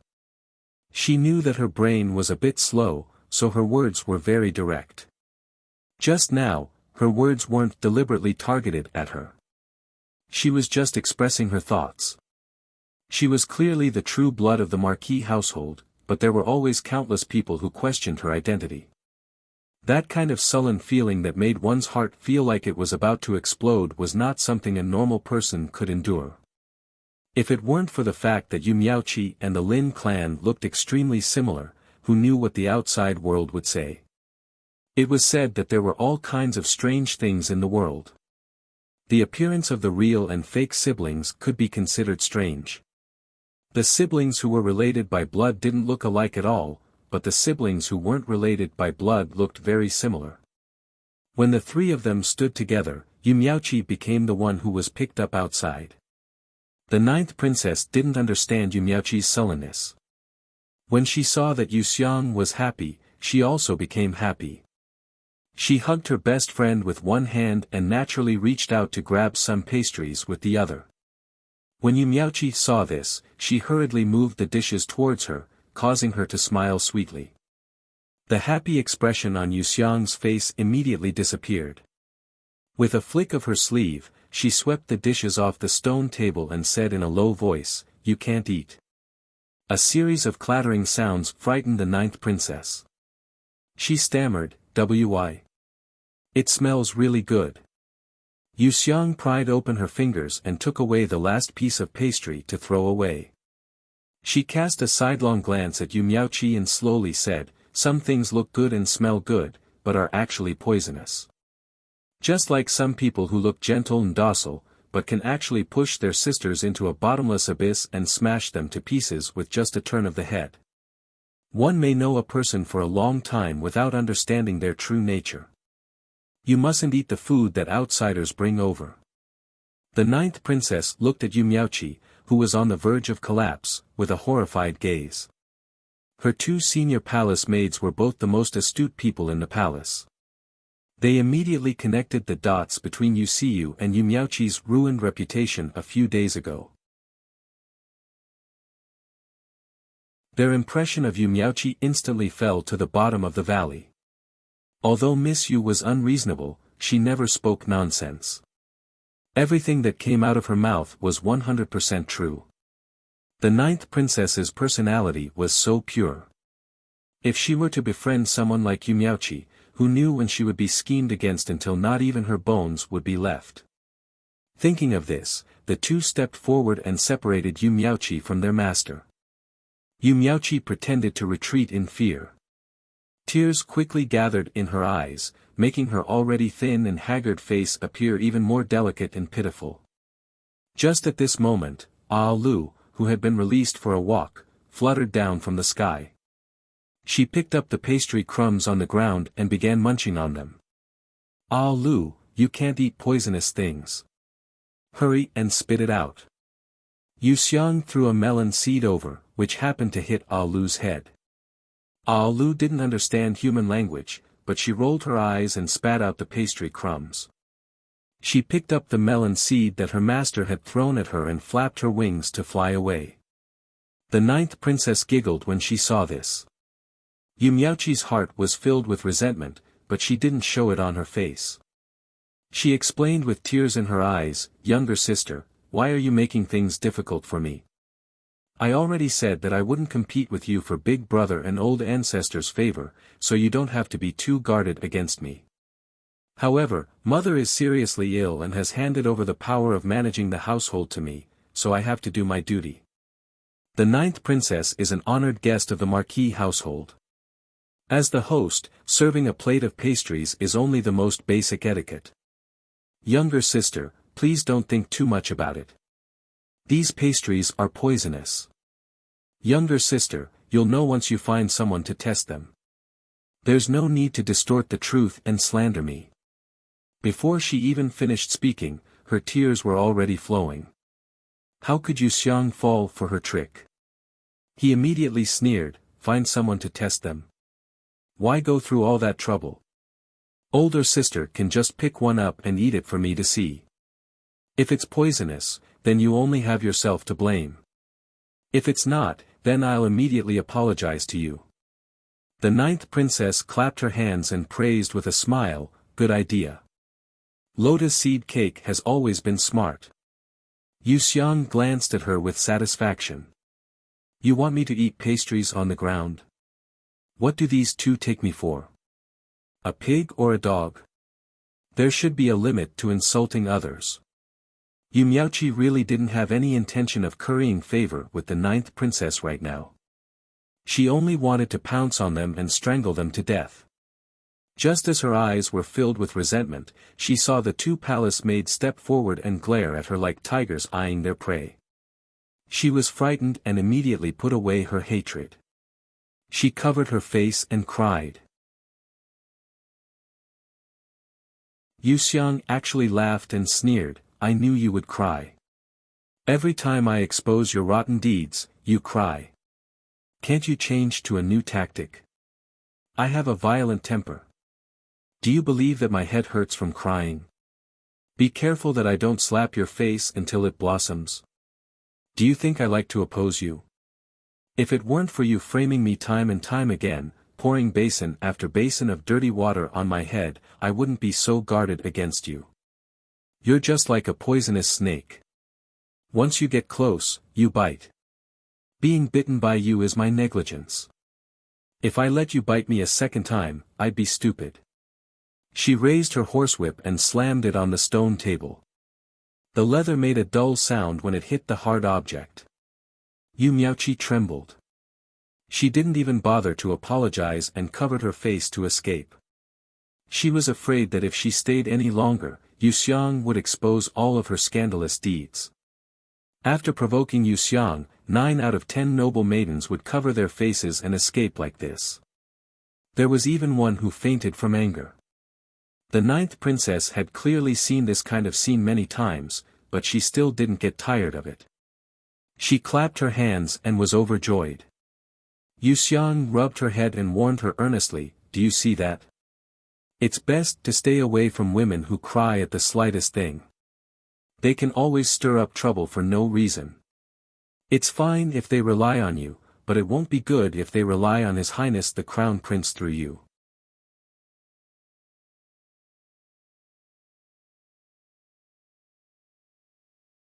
Chapter 75. After chasing away Yu Miaoqi, Yuxiang said with a smile, "Speak, why did you call me here?" "Today is my nephew and niece's 1-month celebration. Sister-in-law asked me to invite you to the celebration. I already received the invitation. Why did you have to come personally? Your face is so sharp, you must be hiding something, right?" As they spoke, Tao Hong offered a plate of pastries and then left with the 2 palace maids. The ninth princess had been preoccupied with many things recently and refused to talk about it. Seeing that the soft flesh on her cheeks was about to give way, the emperor-empress was burning with anxiety. After discussing, they decided to let her out of the palace to relax. As expected, she came to confide in Yuxiang at the first opportunity. The ninth princess looked around. Seeing that there was no one nearby, she moved closer to Yuxiang. She pulled open her collar and said softly, "I've been in a lot of pain here recently. It's swollen and uncomfortable. I don't even dare to move when I sleep. Can you help me take a look and see if there are any ulcers? I've been applying safflower oil every day, but it's not working at all. It's getting worse." The ninth princess didn't know what was going on, but she knew that this place was very embarrassing. She didn't even allow palace maids to wait on her when she bathed every day. She hurriedly washed up and wrapped herself in her undergarments before burrowing into bed. Then, she would hide under the blankets and secretly rub. As she rubbed, she cried. The scene was very miserable. She finally managed to get a bottle of safflower oil to apply, but it didn't work at all. Instead, it made that place burn with pain and swell even more than before. She became even more afraid to tell outsiders. The moment she left the palace, she hurriedly came to find Yuxiang. Yuxiang looked inside her collar and saw that the two small lumps on her chest had already turned red and emitted a strong smell of safflower oil. Yuxiang hurriedly turned her head to fan herself.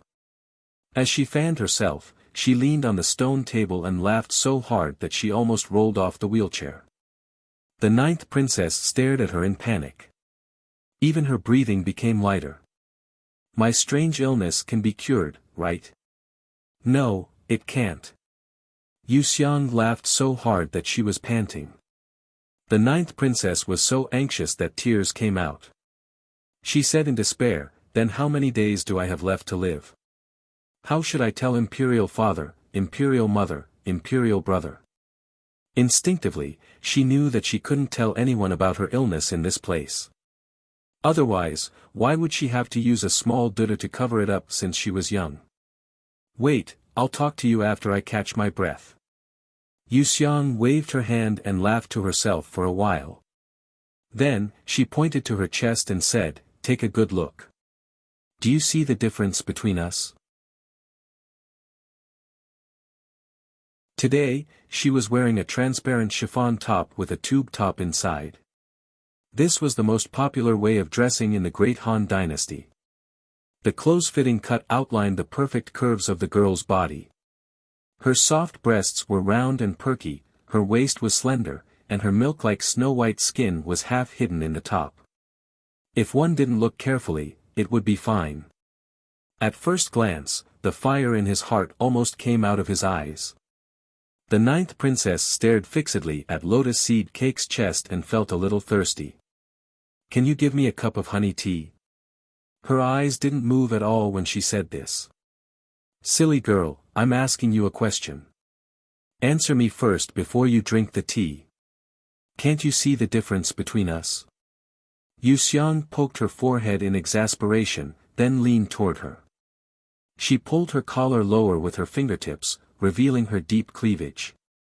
The ninth princess licked her lips and murmured, so big." Yuxiang didn't care about the top that had slipped off her shoulders and the arm that was slightly glowing in the sunlight. She smiled proudly and said, "Do you see it clearly? This isn't an illness, it's puberty, so it can't be cured. Every woman at your age has to go through it at least once. If you don't feel anything, it would be terrible. Feeling pain means that you're growing up in this place. It's normal and you should be happy. I have a few ways to relieve the pain. I'll write them down for you later. When you return to the palace, you should honestly tell Her Majesty the Empress. She will be very happy. Our little ball has finally grown up." The ninth princess was very envious. After holding it in for a while, she finally couldn't hold it in anymore. She reached out to stroke her round and smooth shoulders and stared at her chest as she asked, "Will I also grow up to be as big as you? When you go back, eat more papaya milk, beans, meat, seafood, and animal organs. Don't always rub it. It will grow." Yuxiang covered her mouth and laughed secretly. The ninth princess couldn't remember and begged, "Can you also write these down for me? Write it down in detail. Write how you eat it. There can't be any differences." After saying this, she also covered her mouth and laughed secretly. Wouldn't she be able to marry when she grew up? Then she would definitely have Father Emperor marry her to the top scholar. Yuxiang nodded and waved at Tao Hong, Lulu, and two palace maids standing in the distance. Tao Hong, Lulu went to get the 4 treasures of the study. The two palace maids looked at her anxiously. Yuxiang couldn't help but laugh again. She pointed at her chest and explained, "Don't worry. Your princess has grown up. There's a bit of swelling pain here. That's right, you must keep a close eye on the safflower oil in the future. It's fine if you apply it to the temple, but wouldn't you suffer if you apply it to that place? It's still early. Go to my courtyard and have the servants prepare water for the princess to wash. She's probably feeling very uncomfortable right now. The two palace maids came to a sudden realization and a bit of laughter appeared in their eyes. So it was like this. No wonder Master was determined not to let anyone serve her. When they returned and told Her Majesty would definitely laugh to death. The ninth princess tightened her collar and her face flushed red. After washing off the burning safflower oil, the skin on her chest felt a bit cool. In the late spring and early summer, it brought a bit of comfort. The ninth princess put on her undergarments and sighed in satisfaction. Yu Xiang ordered Tao Hong to take out the clothes she wore and she was 12 or 13 years old. She picked out a few sets that she hadn't worn and spread them out on the bed for the ninth princess to choose for herself. The ninth princess bit her lip. She picked up one set and looked at it, then flipped and sniffed the other. She busied herself for a long time. If you want to choose clothes, then choose clothes. What are you sniffing? Do you think you're choosing pastries? Yu Xiang put the 2 letters she had written into a pouch and handed it to the 2 palace maids. It smells so good. It's all your scent. The ninth princess giggled and nodded. She brushed the clothes to the side and said with a red face, "Lotus seed cake, are there any other clothes?" As expected, you've grown up. You actually know how to care about your appearance. Back then, you ate until your mouth was full of oil and didn't even wash your face. You directly went to the study to attend class. I wanted to help you wipe it, but you didn't let me. You said you wanted to save the oil for the next meal. Recalling those embarrassing events, Yu Xiang couldn't stop laughing for a while. That was because there were rice grains stuck to my food. Imperial Father saw it and didn't let me wipe it. He said I could save it for the next meal. How old was I at that time? Naturally, I believed him. The ninth princess's cheeks were so red that blood could drip out. If a ladle of water was poured on her, white smoke would definitely come out of her head. These days, she seemed to have suddenly grown up. She always pinched her chubby double chin in front of the bronze mirror and revealed a worried expression. However, no one could understand her worries. Not to mention Yu Xiang, who was rocking back and forth with laughter, even the 2 palace maids were shrugging their shoulders and trying hard to hold back their laughter. Yu Xiang finally had enough of laughing. Only then did she order someone to open all her suitcases and let her choose for herself. The ninth princess didn't have time to worry about her blushing face. She picked and picked in the suitcases and finally took out a light purple dress. Yu Xiang took a closer look. It was a long strapless dress that dragged on the ground and a translucent overshirt with 100 butterflies on it. Whether it was the style or the fabric, they were both very elegant. This dress was newly made. For the ninth princess who had just started to develop, it might be a bit too big for her and wouldn't be able to hold it up. Yu Xiang didn't open her mouth to stop her. She just let her put it on.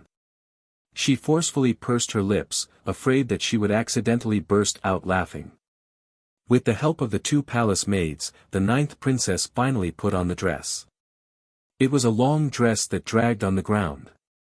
It didn't matter if the hemline was long or short, but the area in front of her chest was very flat and empty. The excess fabric was wrinkled and twisted into a ball. It looked very funny. The ninth princess lowered her head and looked at herself. Then, she glanced at the lotus seed cake. The little joy she had felt just now had completely disappeared without a trace. How could there be such a big difference between the same clothes? Yu Xiang pointed at her chest with a serious expression. How about I stuff 2 steamed buns here to hold up the fabric? The ninth princess's eyes lit up. She clapped her hands and said, "Okay, that'll look much better. If I'm hungry, I can take them out to eat." Imagining the scene of a chubby girl taking out the small steamed buns in front of her chest and eating them, Yu Xiang's face gradually distorted. Then, she leaned over the dressing table and hid her face in the crook of her arm. Her shoulders shook violently. The ninth princess was a bit flustered. She walked over and gently patted her. Lotus seed cake, what's wrong with you? Why are you crying all of a sudden? Yu Xiang's shoulders shook even more violently. Tao Hong, Lu Lu, and the two palace maids had already run into the courtyard. They covered their mouths and turned around, shaking as if they were having cramps. The ninth princess looked at Yu Xiang and then looked at the maidservants outside the window. She became more and more helpless. What's wrong with you all? Are you sick? No, I'm fine. Yu Xiang took several deep breaths before she dared to raise her head. The corners of her eyes were red, as if she had been crying. She said seriously, "Little ball, the steamed buns will turn into a lump when pressed against your chest. It's very uncomfortable. Let's not stuff them into your mouth. This set of clothes is beautiful, but it's a bit big for you. I'll help you choose another set and put on some makeup. I guarantee that when you go out, everyone will say that you're beautiful." The ninth princess reluctantly pulled at the hem of her clothes. When she heard the last few words, her heart was moved. She stammered, "Really? Can I be as beautiful as you? Even more beautiful than me? You're a red flower, and I'm the green leaf to accompany you." Yu Xiang pinched her chubby hand. "No, we're both red flowers." The ninth princess refuted very seriously. Yu Xiang was very happy. She hugged her neck and swayed it left and right. Finally, she kissed her face several times. The west wing was full of laughter, but the main room was overcast with dark clouds. After Yu Miaoqi left their line of sight, she put down her hands that were covering her face. There were no tears in her eyes, only resentment. She walked back along the flat path. When she saw the marble slipway on both sides of the steps, she suddenly laughed sarcastically. In this Marquis Yongla, there were no small paths covered with gravel, only smooth and flat paths. Whenever she met a flight of steps, there would be a slipway. The middle section of the threshold of every room would be filled in. All of these tedious remodeling were done so that Yu Xiang's wheelchair could easily reach any place in the Marquis household. She didn't have legs, but she could move unimpeded in the Marquis household. She didn't have any blood relations, but she could win everyone's favor. She wasn't like herself. Her body was clearly healthy, and the same blood flowed in her veins, but she couldn't stand here. Why was this? And why? Yu Miaoqi walked up the step by step along the slipway. Her scratched palms were bleeding.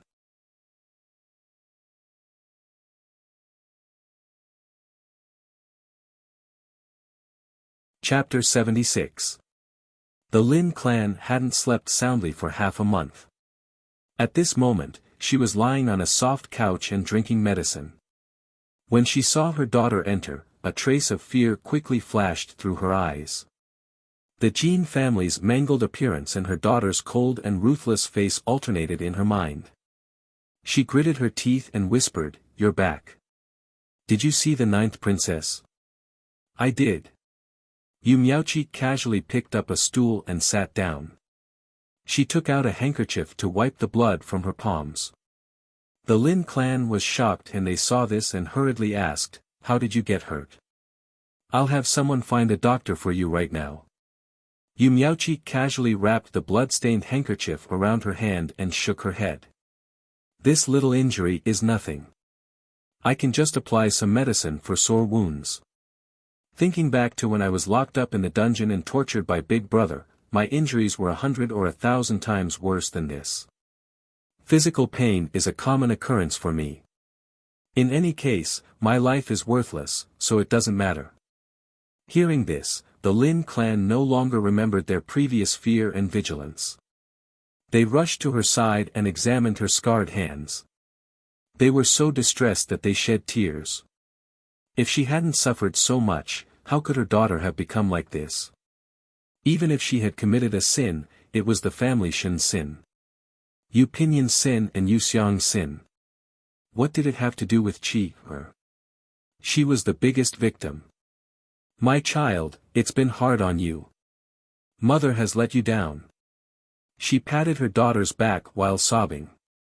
Yu Miaoqi was annoyed, but she didn't show it on her face. She comforted her, daughter is willing to suffer any more hardships to be reunited with mother. Don't cry. Quickly wipe your tears. Mother, they dote on you Xiang, so they loathe me. If this continues, I won't be able to stay in the Marquis household. Mother, I want to quickly get married and take you out. The Lin clan was extremely moved. She smiled with tears in her eyes. My child, are you stupid? How could a mother and daughter leave the manor to live alone? No matter how badly Yandere treats me, he's still Master Ho, the heir of Prefecture Yu. He has to take care of me when I'm old and when I die. Look at how cold-hearted he is. Why would he take care of you in your old age and send you off when you die? I must marry a husband who is more powerful than him, so that he will be afraid of me. Only then will you have support in the Marquis household. If he doesn't want to acknowledge you, I'll acknowledge you. If he doesn't want to raise you, I'll raise you. I want you to live the rest of your life happily. Mother, what do you think? Yu Miaoqi hugged the Lin clan's neck and asked expectantly. The Lin clan was captivated by the big picture she had drawn. Her heart was filled with joy, and her heart, which was gradually dying, was filled with lush and verdant vitality. She stopped crying and nodded with a smile. Yu Miaoqi withdrew from her embrace and bluntly said, Then mother should go dress up and take me to the Crown Prince mansion to attend the banquet. Go to the Crown Prince mansion to attend the banquet? The Lin clan was stunned. That's right. If you want to marry me off, shouldn't mother help me find a good family? Mother, daughter won't hide it from you. Daughter wants to marry the Crown Prince. Yu Miaoqi's tone was firm and calm, as if she was only talking about a trivial matter and not her marriage. Marry the Crown Prince? The Lin clan still hadn't regained their senses and could only repeat her words. That's right. Only by marrying the Crown Prince will I be able to contend against Yu Pinyin and protect myself and mother. But the Crown Prince already has an official wife. Don't tell me you want to be his concubine. How can my Prefecture Yu's legitimate daughter be someone else's concubine? Moreover, the Crown Princess just gave birth to a pair of boy-girl twins who are favored by His Majesty. What kind of good life will you have if you marry him? The Lin clan had finally digested this shocking news and strongly opposed it. Does mother not know? Yu Miaoqi smiled unconcernedly. When the Crown Princess gave birth, the cold poison entered her body. Not only will it be difficult for her to have children, even her bones have been greatly damaged. Right now, she's just enduring her days. I won't be anyone's concubine, I'll only be the official wife. When the Crown Princess passes away, based on Yu Pinyin's relationship with the Crown Prince, based on his overwhelming power, as long as the Crown Prince isn't stupid, as long as you tell the Empress about the marriage alliance, then the position of official wife will definitely be mine. Although she loathed Yu Pinyin, she had no choice but to use his power. This kind of humiliation deepened the hatred suppressed in her heart. How do you know that the Crown Princess doesn't have many years left to live? Where did you hear this from? The Lin clan refused to believe it. The imperial physicians of the Imperial Academy of Medicine take turns going to the Crown Prince mansion every day for a month. Recently, the Crown Prince's complexion has been dispirited, and he's always in a state of panic. The Crown Princess maternal family has also sent several outstanding beauties to the Crown Prince mansion to attend to the Crown Prince. Connecting all of this together, who can't guess the key point? Mother, don't ask any more. The Crown Princess has already sent an invitation to the Prefecture Yu's womenfolk to attend the little imperial grandson's 1-month-old celebration. As the mistress of the household, you should bring a generous gift to visit.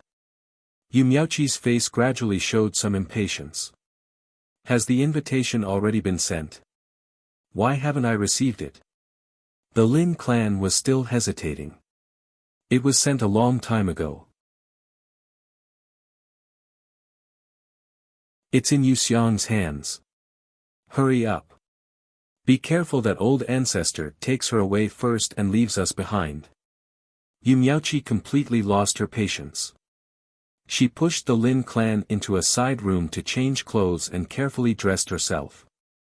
Yuxiang helped the ninth princess choose a form-fitting cloud and butterfly dress to wear. Then, she gave her a pink and tender peach blossom makeup. Her hair was tied into a bun with a butterfly hairpin on each side.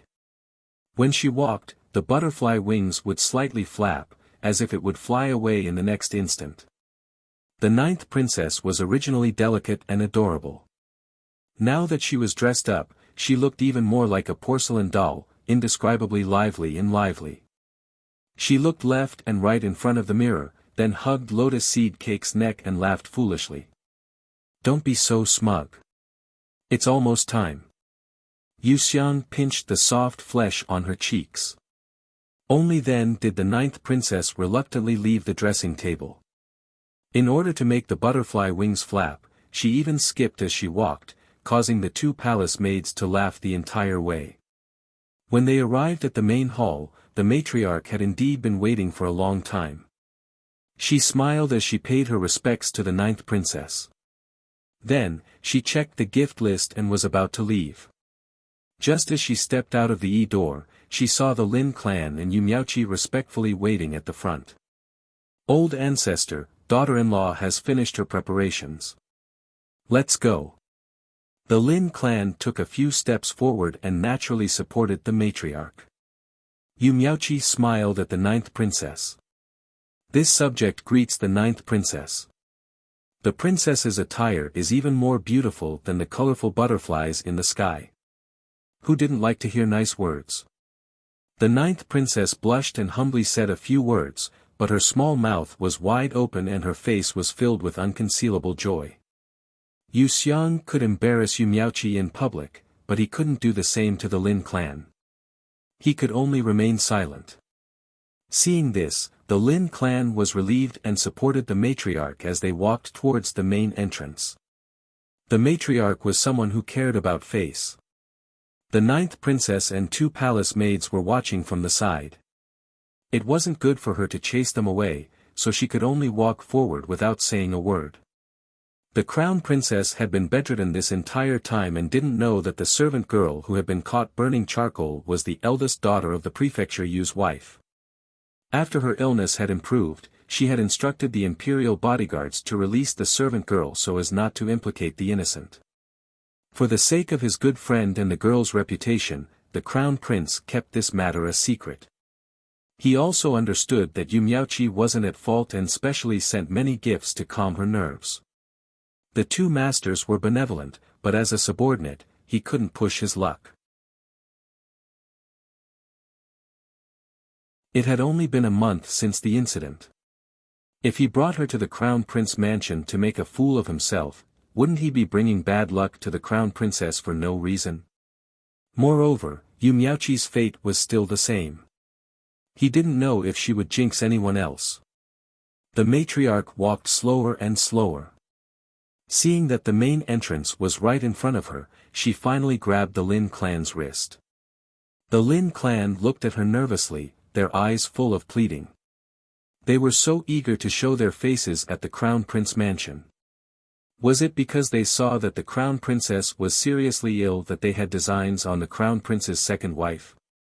She was still alive and well, so there should be a limit to her greed. The matriarch's chest was filled with anger. She wished she could use her walking stick to give the Lin clan and Yu Miaoqi a good beating. The ninth princess and Yuxiang, who had already walked out of the main entrance, turned their heads to look at them. The matriarch smiled and waved her hand at the two. "Princess, please take my granddaughter and leave first. I left something behind and have to go back to get it myself." The ninth princess didn't suspect anything. She pulled Yuxiang's sleeve and hopped towards her luxurious carriage. Yu Miaoqi automatically followed, as if she didn't see the matriarch's gaze that was hinting for her to stay. The ninth princess got on the carriage first and opened her arms with a smile. "Lotus Seed Cake, come on in. I'll catch you." Be careful of your heart and feet. Be careful of your elbows. Yu Xiang repeatedly agreed. After getting on the carriage, she immediately hugged Xiao Qiu and kissed her fiercely twice. The ninth princess also kissed her twice and giggled. The two of them were happily hugging each other when they saw a palace maid supporting Yu Miaoqi onto the carriage. Because the matriarch said, "Take my granddaughter and leave first," but didn't say which granddaughter it was, the palace maid naturally thought that she was taking both of them. Yu Miaoqi was also a thick-skinned person. She knew that the matriarch wouldn't make things difficult for her in front of the ninth princess, so she took advantage of this loophole and followed closely. At this time, the matriarch was forcefully pinching the Lin clan's wrist. Two balls of anger burned in her eyes as she glared at Yu Miaoqi, who had already boarded the carriage. Yu Miaoqi acted as if she didn't see anything. She lowered the curtain and said with a smile, "It's already the end of spring and the beginning of summer. The sun is a bit hot. It's better to lower the curtain so that the princess's delicate skin won't get sunburned." The two palace maids also felt that the sun was too harsh. They lowered the curtain on the other side of the carriage and then bent their backs as they walked out. They boarded the next carriage with Tao Hong and Lu Lu. Yu Xiang looked through the gap in the curtain and saw the matriarch expressionlessly saying something. The Lin clan seemed to be supporting her, but in reality, they were being restrained. Their faces turned from red to white, then from white to purple. It was very interesting. It was obvious that the matriarch wasn't saying anything good. The carriage slowly moved. Only then did Yu Xiang withdraw her gaze. She took out a plate of pastries from a hidden compartment and placed it on a small table. The ninth princess picked up a piece in each hand. She ate the one in her left hand and fed the one in her right hand to the lotus seed cake. She had a satisfied expression and didn't say anything to Yu Miaoqi. Yu Miaoqi obediently sat in a corner of the carriage and didn't say much. After Yu Xiang finished eating the pastries, she declined Xiao Qiu's offer to feed her again. She raised her chin at Yu Miaoqi and said with a contemptuous smile, "Older sister, what's the next line of, 'When the water is too clear, there will be no fish'?" Yu Miaoqi hesitated for a moment before answering, "The next line is, 'When a person is too perceptive, he will have no friends.'" This line meant that if a person was too shrewd, they would lose their friends. Yu Miaoqi couldn't help but suspect that Yu Xiang was secretly mocking her. But in the next moment, she understood that Yu Xiang's mouth was far more vicious than any weapon in the world. "Older sister, you're wrong. It's when a person is too shameless, he will be invincible." Yu Xiang covered her mouth and chuckled. She slowly said word by word, in layman's terms, "When a person is shameless, he will be invincible." "Older sister, you're already invincible. Congratulations, congratulations." She clasped her hands together and looked indescribably delicate and cute. But in Yu Miaoqi's eyes, she was no less than the most ferocious-looking malicious spirit. The ninth princess, who was eating pastries, suddenly burst out laughing. She patted the small table and praised, "This line is very interesting. When the water is too clear, there will be no fish. When a person is too shameless, he will be invincible. When a person is shameless, he will be invincible. How fitting. Lotus seed cake, you're too talented." Yu Miaoqi rubbed her chest and silently swallowed the blood that had already surged to her throat.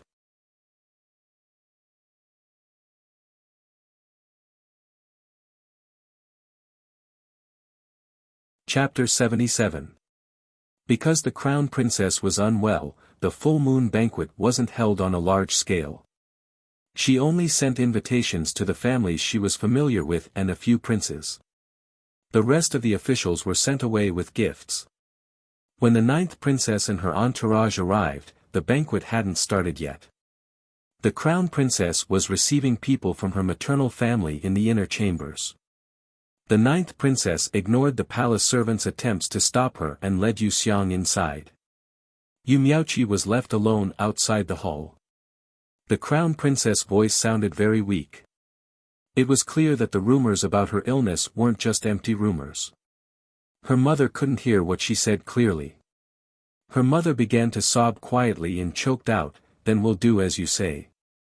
We can't let the two children suffer." The ninth princess skipped in. The two hurriedly wiped their tears and greeted each other with a smile. Yu Xiang wasn't as tactless as her mother. She had already ordered Tao Hong, Lu, to push her wheelchair outside and wait quietly. "Imperial sister-in-law, today is a joyous day. Why are you crying?" The ninth princess looked down and stared at her red eyes. The crown princess turned her face to avoid her. She also turned her face away. The two sisters-in-law chased each other around for a while. Gradually, happiness appeared on their faces. The crown princess mother felt much better when she saw this. She got up and left. When she saw Yu Xiang, she smiled and went up to chat with her. The crown princess heard Yu Xiang's sweet voice and hurriedly called out, "Xiang, is also here. Come in quickly." One of the two girls was her joy and the other was her little lucky star. She loved both of them. After exchanging some simple greetings, the crown princess sent someone to bring in pastries. Seeing that her sister-in-law was busy eating, she looked towards Yu Xiang and asked gently, "Xiang, are you familiar with my three younger sisters? What do you think of their personalities? I'm afraid my body won't make it. I'm always thinking of finding a way out for my children." Her illness was getting worse by the day. Not only were her legs so sore that she couldn't move, her lower abdomen was constantly leaking lochia. If she couldn't stop the lochia, she might die of blood loss one day. However, her children were still young and were a thorn in the side of all the princes and descendants. How to let her children grow up safely had become a worry that she couldn't get rid of. Probably because she had received Yu Xiang's dragon phoenix divination before she gave birth, she had an inexplicable sense as feelings. Otherwise, she wouldn't have said such private things. That's right, just as the rumors said, she planned to choose one of her three younger sisters to be the crown prince's second consort. She had already informed the emperor and empress. For the sake of the heir-grandson's safety and to keep the Empress Dowager's maternal family in check, the Emperor and Empress Dowager had already acquiesced. Yu Xiang didn't go out often, but because she took care of the Fu's affairs and because her brother's eyes and ears were everywhere, she was familiar with all the noble ladies in the capital. However, in front of the crown princess, she couldn't make too many comments about her sisters. If she said it well, it would be flattery, but if she said it poorly, it would be slander. She thought for a moment and said bluntly, "I'm not familiar with them, so I can't say whether they're good or bad. However, I know that people are selfish and can't place their hopes on others. But I'm afraid my body won't make it past half a year." The crown princess smiled bitterly. She rolled up her sleeves and showed her arms that were as thin as withered branches. After giving birth, the grand doctor had clearly said there weren't any major problems. Who would have thought that she would die a month later? The heavens had given her a pair of children but took away half of her lifespan. It was indeed very fair. She didn't have anything to complain about. She just wanted to arrange everything for her children before she died. "Dr. Piao," Yu Xiang said with her brows furrowed. The crown princess smiled even more miserably. "When I got smallpox when I was 8 years old, I used up one of my chances to be diagnosed. Even the imperial physicians are at a loss." Yu Xiang fell silent. At this moment, the matriarch walked in under the guidance of a palace maid. She was holding a vermilion plant that looked like a coral and a tree. The matriarch bowed to the crown princess and placed the plant at the head of the bed. She said with a smile, "This is exorcism grass. It's a plant that comes from the southern seas. It's said to be able to dispel illness and make people healthy. However, no one in the southern seas has ever managed to grow it. It's just a legend." Xiang'er found a bag of seeds and scattered them all. Only one plant survived. Not only does it look good, it also smells good. I'm sending it to the Crown Princess. I hope you can recover soon. The vermilion plant emitted a sweet fragrance that refreshed the heart. The Crown Princess's throbbing temples immediately calmed down. She thanked the matriarch with a smile. Because she couldn't bear to see the two young ladies get over their illness, she ordered Song Mama to bring them outside to play with the other noble ladies. After the two left, they didn't walk towards the crowded back garden. Instead, they walked along a small path to a quiet pavilion and prepared to have a private chat. Just as they sat down, they heard footsteps slowly approaching. The two turned their heads and met a pair of long and narrow eyes. The ninth princess's cheeks flushed red. She didn't know what to do. The person who came was also very surprised. His eyes revealed excitement, but he quickly restrained it. He bowed and prepared to leave. Don't go. The ninth princess stood up and shouted anxiously. That person was also reluctant. When he heard this, he immediately stopped and a faint smile appeared on his face. Yuxiang frowned slightly. Princess, why do you want him to stay? This is the back garden. He's just an outsider who trespasses into the back garden. If he offends any noble, can he bear the responsibility? After saying this, he looked at the unusually handsome youth and sternly reprimanded, the princess is magnanimous and won't bicker with you. Why don't you hurry up and get lost? Shen Yuanqi pursed his lips and pointed to a courtyard door not far away. Reporting to the princess, you'll enter the front garden after you pass through that corner door. He then pointed to a small building behind the pavilion and bowed. That's the Crown Prince's study. It's only 500 meters away from here. Therefore, this place is already the boundary of the front garden. This humble subject didn't expect the princess and Miss Yu to be resting here. If there's any conflict, please forgive this humble subject. Yu Xiang had only been to the Crown Prince mansion a few times. How could he remember the layout of the mansion? He looked at the ninth princess with an inquiring gaze. The ninth princess's heart and eyes were filled with the youth's handsome face, his gentle smile, and his deep voice. At this moment, her cheeks were flushed and her mind was in a mess. How could she receive her question? He could only smile foolishly. When the ninth princess was 6 years old, she had run to the throne room to find her imperial father while crying. She was a person who ran amok in the palace. Who would dare to stop her in the Crown Prince mansion?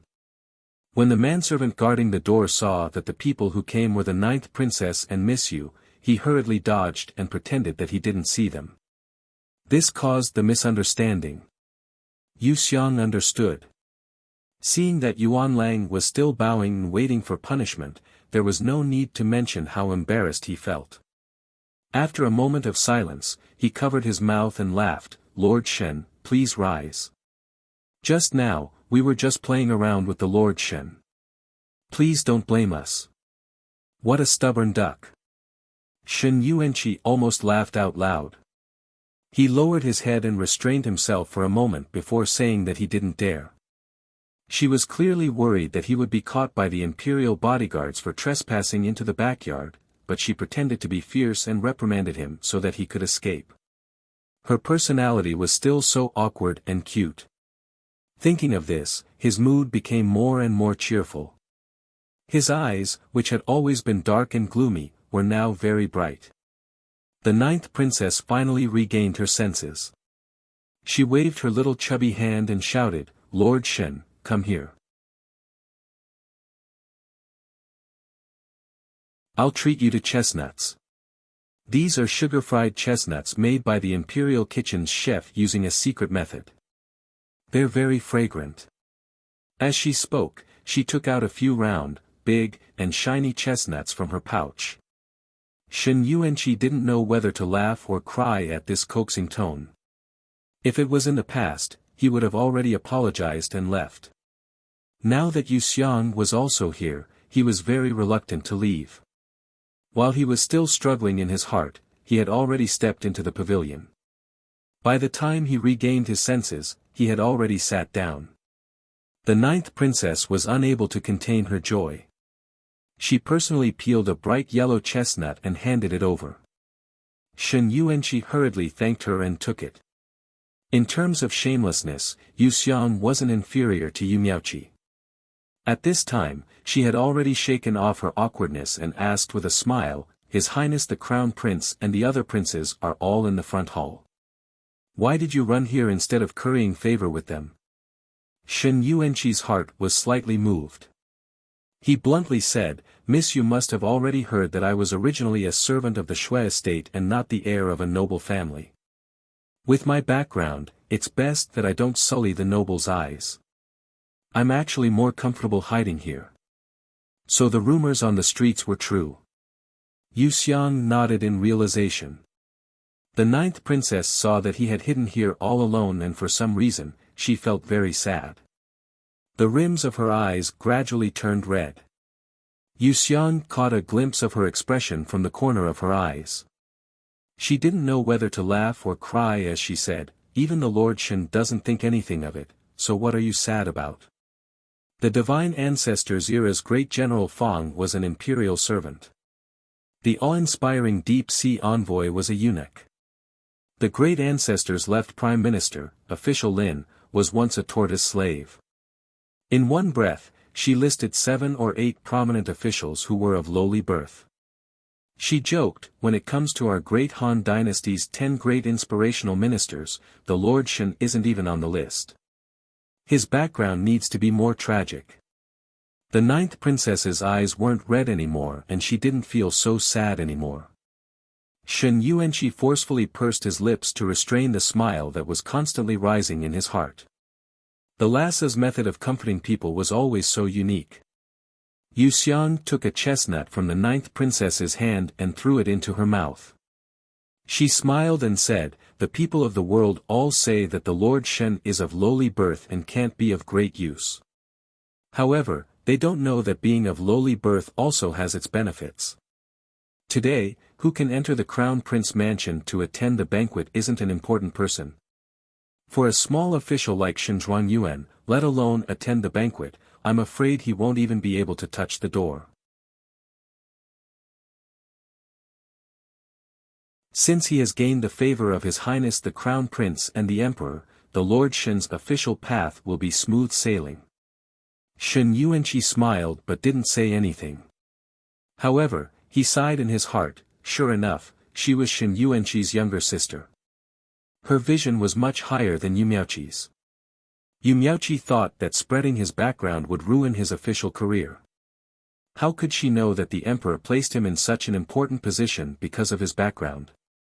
Now, the nobles in the capital all avoided him like a snake or scorpion. There was no news of those who originally planned to marry into the Shui family.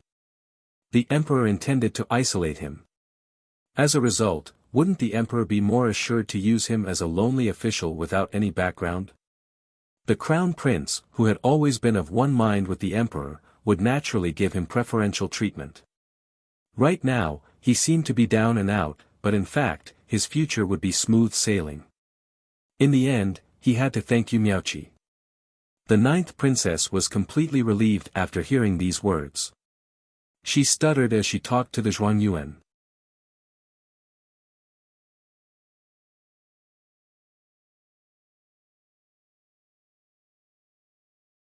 Chapter 78. Shen Yuanqi had always been a tactful and shrewd person. Now that his sister, whom he missed day and night, was by his side, he naturally put all his energy into dealing with her. In just a moment, the two girls became familiar with him. Yu Xiang listened to him talk about his past as a slave in the Shui family. She clicked her tongue in wonder and asked, "Do you have 10 taels of silver?" Shen Yuanqi reached for the pouch and softly said, "Of course I do." He didn't feel that there was anything wrong with the girl, whom he had only met twice, asking for money from him. Yu Xiang covered her face and said, "Didn't you say that when you became rich, you would throw the money back at me? I didn't expect that it would come true. Throw it back. I, Yu Xiang, am not a villain who goes back on her words." Moreover, the money was originally mine. There's no reason for me not to ask for it back. The most satisfying thing in the world is to be smashed by money. Throw it back. As long as you don't smash my face, I can bear it even if it's 100 taels more. Shen Yuanqi stared blankly for a moment, then immediately burst out laughing. Such a mischievous and carefree little girl was his biological sister. She was 1,000 times cuter than he had imagined. Why did the heavens have to play tricks on people? They made her leave the family Yu and sent that jinx to the family Shen. If it wasn't for this, their family would be living very happily right now. As he laughed, a deep bitterness seeped out of his eyes. Yuxiang seemed to have sensed something, but the ninth princess propped up her chin and stared at the scholar's extremely handsome smiling face as if she was intoxicated. Just at this moment, a low and deep voice sounded, "Lord Shen, His Highness the Crown Prince is looking for you." Several people turned their heads to look back with different expressions. The ninth princess and Shen Yuanqi were inexplicably reserved, but Yuxiang was pleasantly surprised and called out, "Brother." Yu Pinyin stepped forward to greet the ninth princess, then stared at his sister and asked, "Xiang'er and the Lord Shen have known each other for a long time?" "Yes, the Lord Shen fell under my wheels and was almost crushed to death. I gave him 10 taels of silver to get over the shock." In order to leave some face for the scholar, Yuxiang vaguely described the suicide incident. Shen Yuanqi didn't know whether to laugh or cry. Yu Pinyin's wheelchair turned around and pushed her wheelchair in the corner. In order to avoid encountering other men and night, the ninth princess, in order to avoid offending her, of the ninth. The Lord and S out and Mississippi. Yuxiang nodded obediently and left with the ninth princess, who was reluctant to part with her. Yu Pinyin watched the two of them walk away, then turned back to look at Shen Yuanqi. His eyes were very sharp.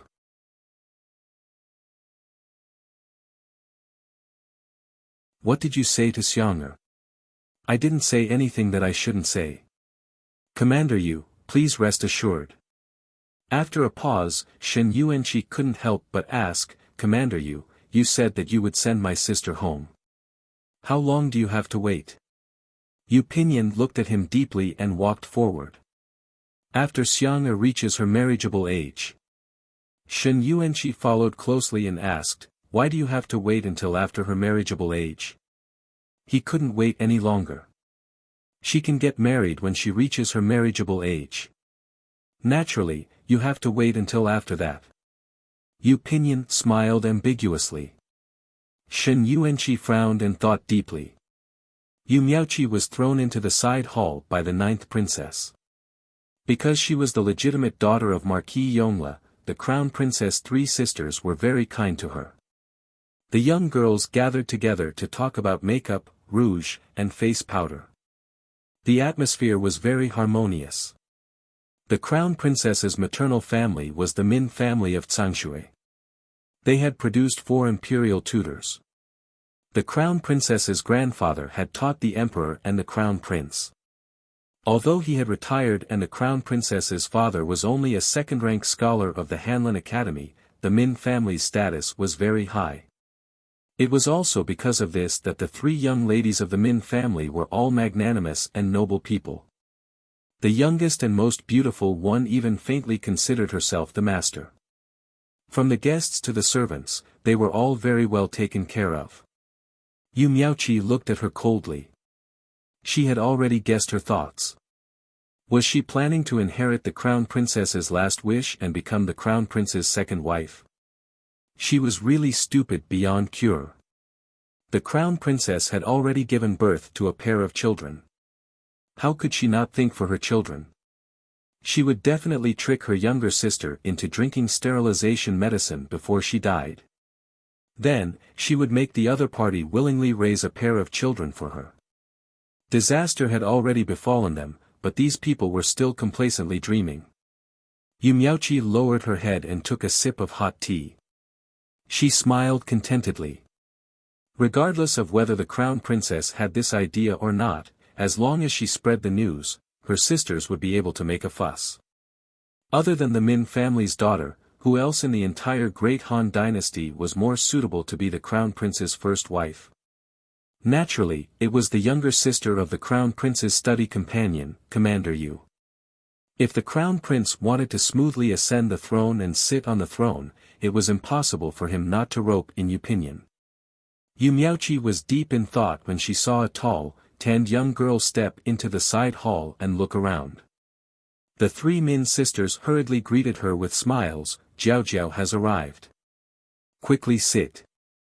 Such a sturdy figure with thick eyebrows, big eyes, and a heroic spirit. If he wasn't wearing women's clothing, one would almost think that he was a son of some family, but he just had to be called Jiao Jiao. Yu Miaoqi lowered her head and used her handkerchief to cover the mocking smile on her lips. Out of the corner of her eye, she saw that many noble ladies were also unable to restrain their laughter and had mocking gazes. Of the three Min sisters, the eldest was called Min Song, the second was called Min Ji, and the youngest was called Min Lan. Because the crown princess was seriously ill, the three of them were entrusted to take care of the womenfolk. Although the eldest sister and second sister didn't have much interaction with Fan Jiaojiao, they didn't look down on her. On the other hand, Min Lan's smile was very stiff. She was bashful, and her noble aura was completely washed away. She was no longer as graceful as before. Fan Jiaojiao was a straightforward person. When she saw Min Lan, her face immediately darkened. She automatically picked up a stool and sat down, asking, "Where are the ninth princess and Xiang'er? How come I don't see them?" Min Song ordered someone to serve her tea and said warmly, when they saw older sister crown princess, they went to play by themselves. "Right now, I don't know where they're hiding. Don't worry. When the banquet starts, they'll naturally return." There was less than an hour left before the banquet. When she thought about how she had to feign civility with this group of delicate noble ladies, Fan Jiaojiao felt as if ants were crawling all over her body. She was extremely uncomfortable, and her already tanned skin seemed even darker.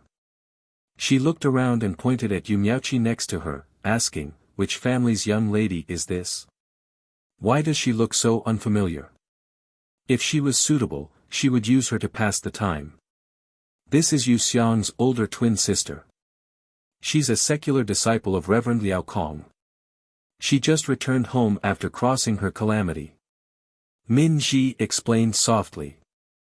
Min Lan sat at the head of the table. She perked her ears to listen to their conversation while dealing with the other noble ladies. She looked just like the master of the household. Fan Jiaojiao stared at Yu Miaoqi with wide eyes. She swept her eyes from top to bottom, her gaze extremely impudent. Yu Miaoqi felt displeased, but at the same time, she felt a bit uneasy. To be able to be on good terms with Yu Xiang, this person definitely wasn't someone easy to get along with. As expected, Fan Jiaojiao immediately opened her mouth in a tiger-like voice. "Is this really Xiang'er's older twin sister? Why does she look so ugly? Could it be that there's been a mistake?" Her voice was loud and clear to begin with. In her shock, she raised her voice by several decibels. Not to mention the noble ladies in the side hall, even the crown princess and the other noble ladies in the main hall heard her clearly. The noble ladies all covered their mouths to stifle their laughter. A few of them were even caught off guard and burst into laughter. Yu Miaoqi wanted nothing more than to dig a hole in the ground and crawl into it. Min Song was slightly taken aback. When he came back to his senses, he hurriedly tried to smooth things over. There are also twins who don't look alike. Official Wang's two youngest sons are one such example. Moreover, second Miss Yu is so elegant and beautiful. If she can be considered ugly, then how can we, the average person, live? Fan Jiaojiao heard her mother coughing next door and knew that she had caused trouble again. She tried to salvage the situation by saying, "She's actually not ugly. It's just that compared to Xiang'er, she looks ugly. I made a mistake just now. If you compare goods, you'll throw them away." If you compare people, you'll die. You might as well not explain at all.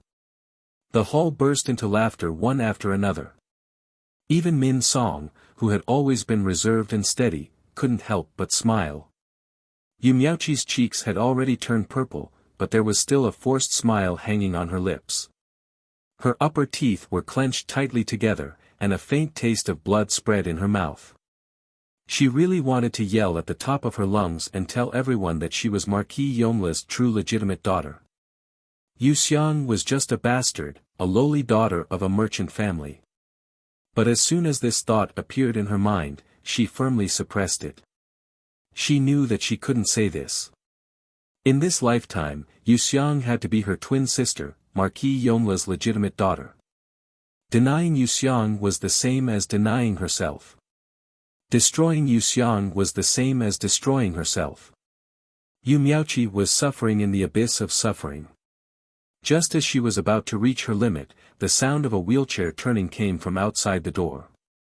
The laughing noblewomen immediately fell silent and pretended to chat with their companions. Even the arrogant Min Lan couldn't help but reveal a look of fear. They all knew that Yu Xiang had an extremely protective personality.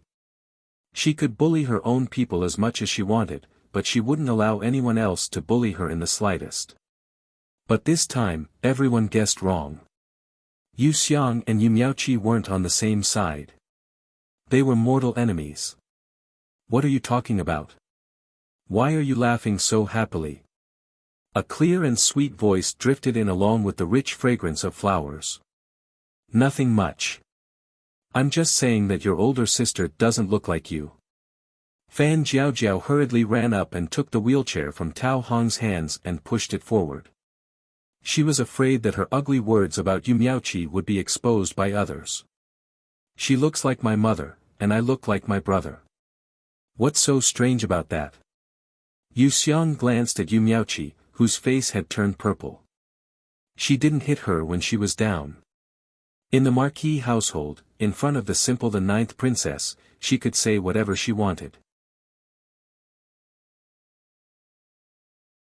But in front of these noblewomen, she wouldn't let them see Marquis Yonla as a joke.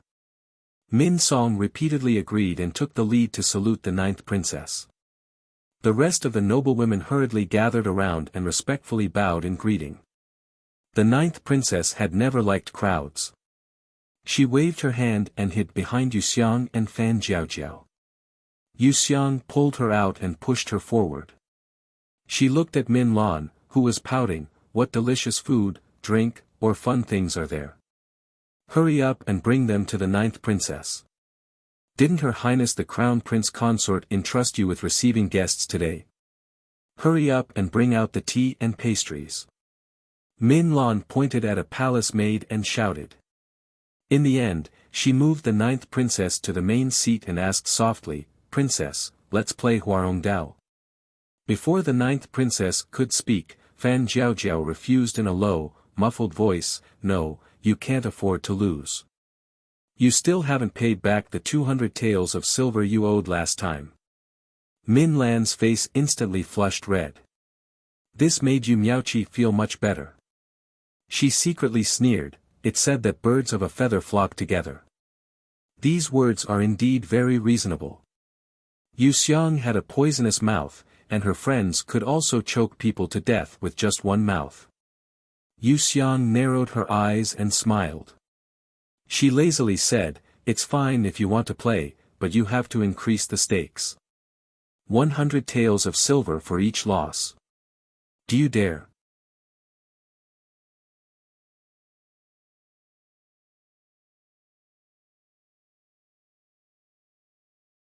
Chapter 79. A group of noble ladies gathered around to watch the game. The ninth princess and Fan Jiaojiao leaned on the back of Yu Xiang's wheelchair and watched with relish. Yu Miaoqi was also an expert in Huarong Dao and hurriedly squeezed her way in. Just as she squeezed to the edge of the table, she saw that Yu Xiang had already moved the chess piece representing Chao Chao to the bottom and successfully escaped. Min Lan threw out 100 taels of silver and gritted her teeth, It doesn't count this time. Continue. Alright, It doesn't count then. Yu Xiang chuckled. She didn't need to think and moved the chess piece down as soon as it was placed. No matter how Min Lan chased after her, she was always able to escape within 10 steps. It only took a quarter of an hour to play a dozen games in succession. The stack of silver banknotes piled up next to her was already a thick stack. She was afraid that it would be blown away by the wind, and she even used an ingot of silver to hold it down. Min Lan's eyes were red from losing. She discovered that the banknotes were all gone. She pulled out the hairpin on her head and wanted to continue, but was firmly held down by her two older sisters. The other noble ladies covered their mouths and chuckled. Yu Miaoqi couldn't laugh.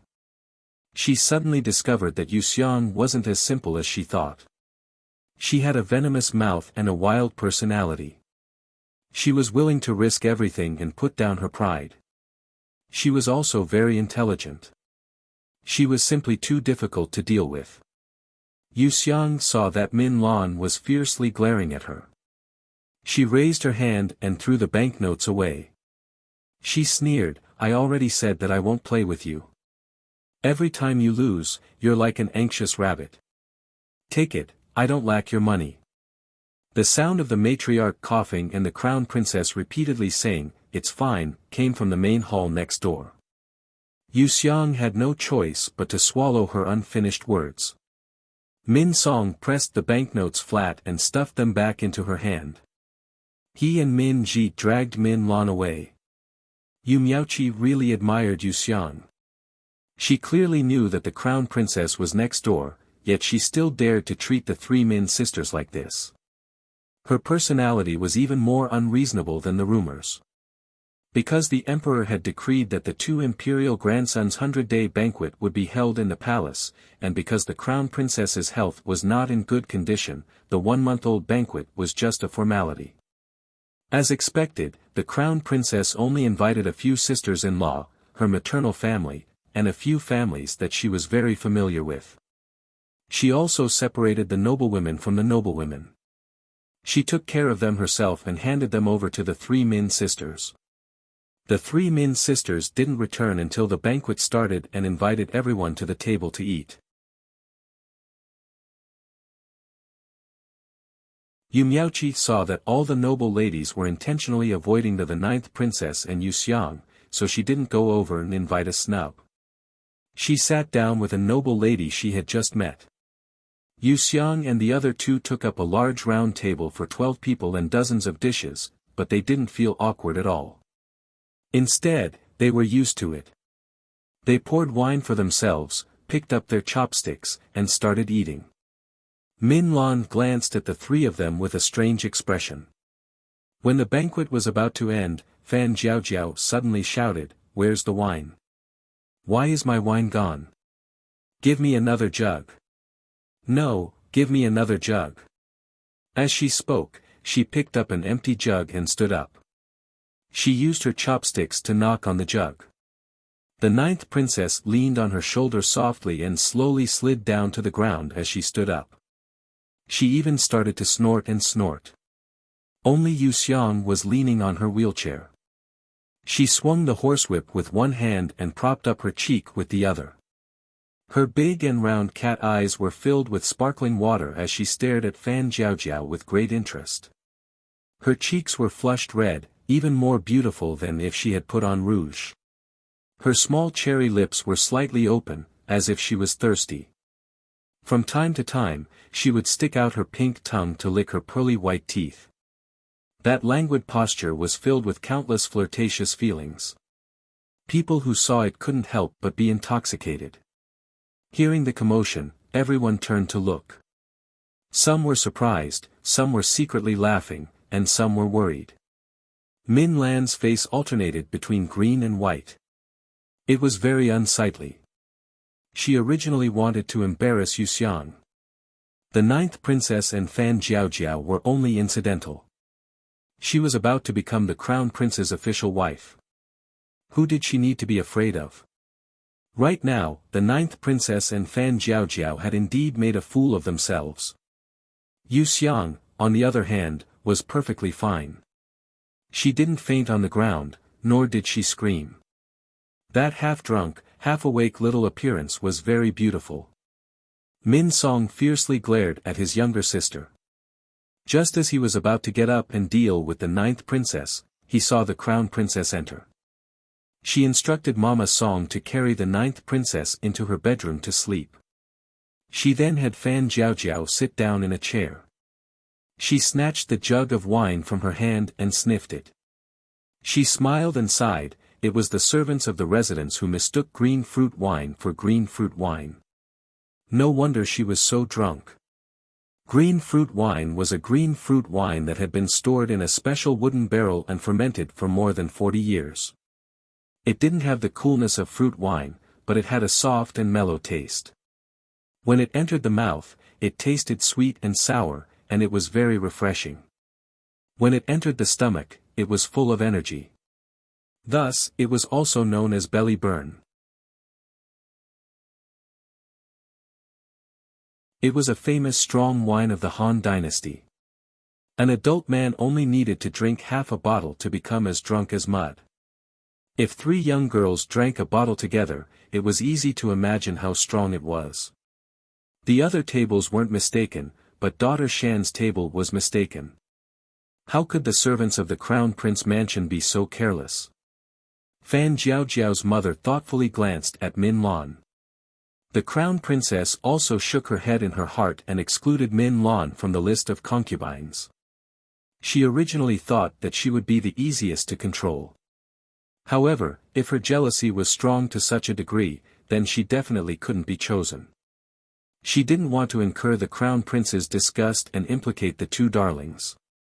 Min Ji felt something and couldn't help but secretly rejoice. However, Min Song's head was covered in cold sweat. In this lifetime, she still wanted to have her own children. Even if she could one day sit on the Empress's throne, she still wouldn't fall into her eldest sister's trap.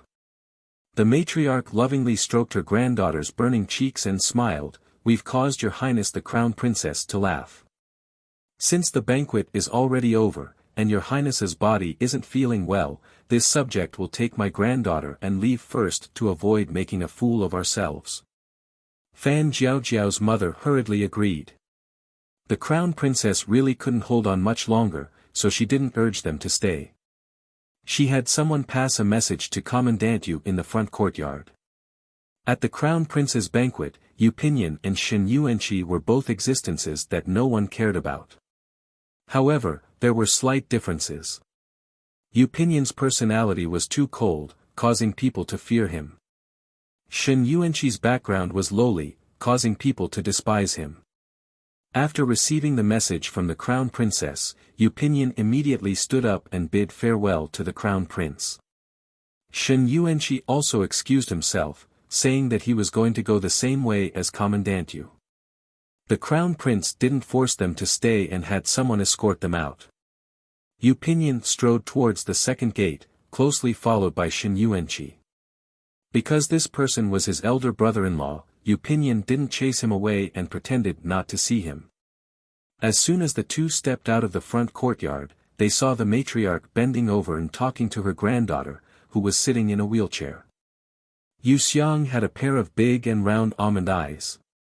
Her black and bright pupils seemed to be immersed in clear spring water, sparkling with rippling light. No matter what the matriarch said, she would slowly nod her head. Then, she would open her small mouth and smile very foolishly.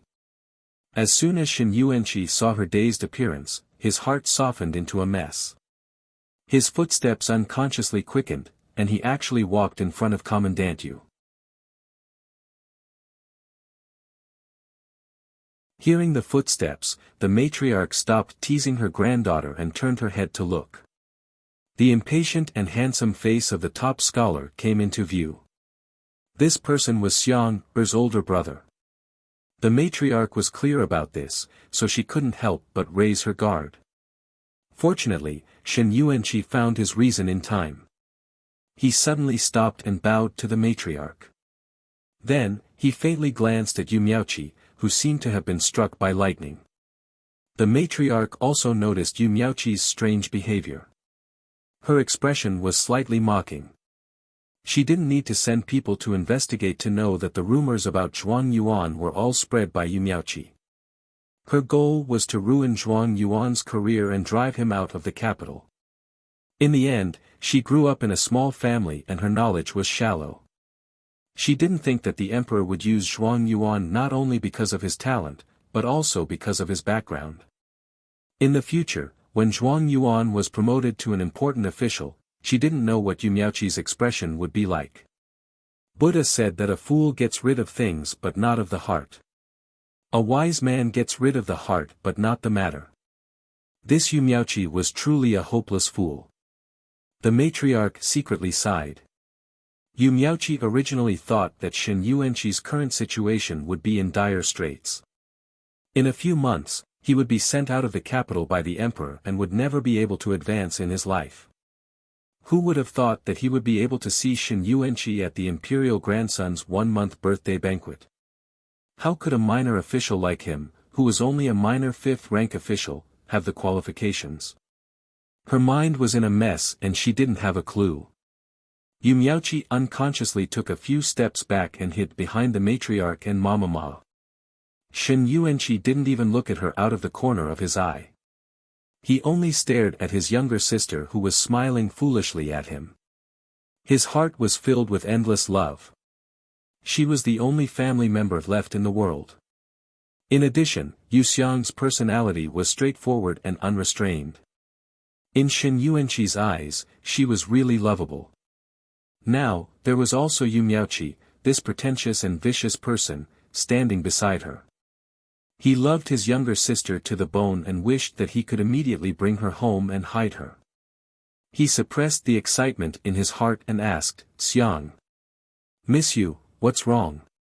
The servants mistakenly served green fruit wine as green fruit wine. The little girl accidentally drank too much and is now muddle-headed. The matriarch helplessly smiled and couldn't help but reach out to poke her granddaughter's soft cheeks. Yu Xiang blinked her big, watery eyes and looked at her, then she grinned foolishly. That cute and naive appearance made Shen Yuanqi's eyes burn with jealousy. He couldn't help but take a step forward, but Yu Pinyin waved his sleeve and brushed him away. That light but cold gaze made him instantly regain his rationality. Yu Pinyin walked in front of his younger sister and reached out to pinch the tip of her nose. Yu Xiang's unfocused eyes suddenly lit up. She plunged into the youth's arms and called out sweetly, "Brother, carry me home. I want to go home." The matriarch smiled and sighed. She doesn't recognize anyone when she's drunk. She only recognizes her brother. Little heartless. Yu Pinyin cheerfully chuckled, "You don't even recognize me. That's heartless." After saying that, he carried the little girl on his back and strode away. Yu Xiang buried her burning little face into her brother's neck. When she noticed that he was trembling, she couldn't help but giggle. She patted his head with her little hand and shouted, "Go." Being ridden like a horse, Yu Pinyin didn't get angry. Instead, the doting expression on his face deepened, and he patted the little girl's soft and tender buttocks without a trace. Shen Yuanqi exchanged pleasantries with the matriarch while staring at the brother and sister in front of him. His heart was sour and bitter, and he felt very uncomfortable. Yu Miaoqi felt a million times worse than him. The once intimate siblings had become mortal enemies, and now the family she recognized was indifferent and hostile to her, while pampering a bastard child. Although she returned to the powerful Marquis household, it was as if she had nothing. The author has something to say: "Thank you to my tycoon angels, and thank you to all the friends who supported the original version. Moi."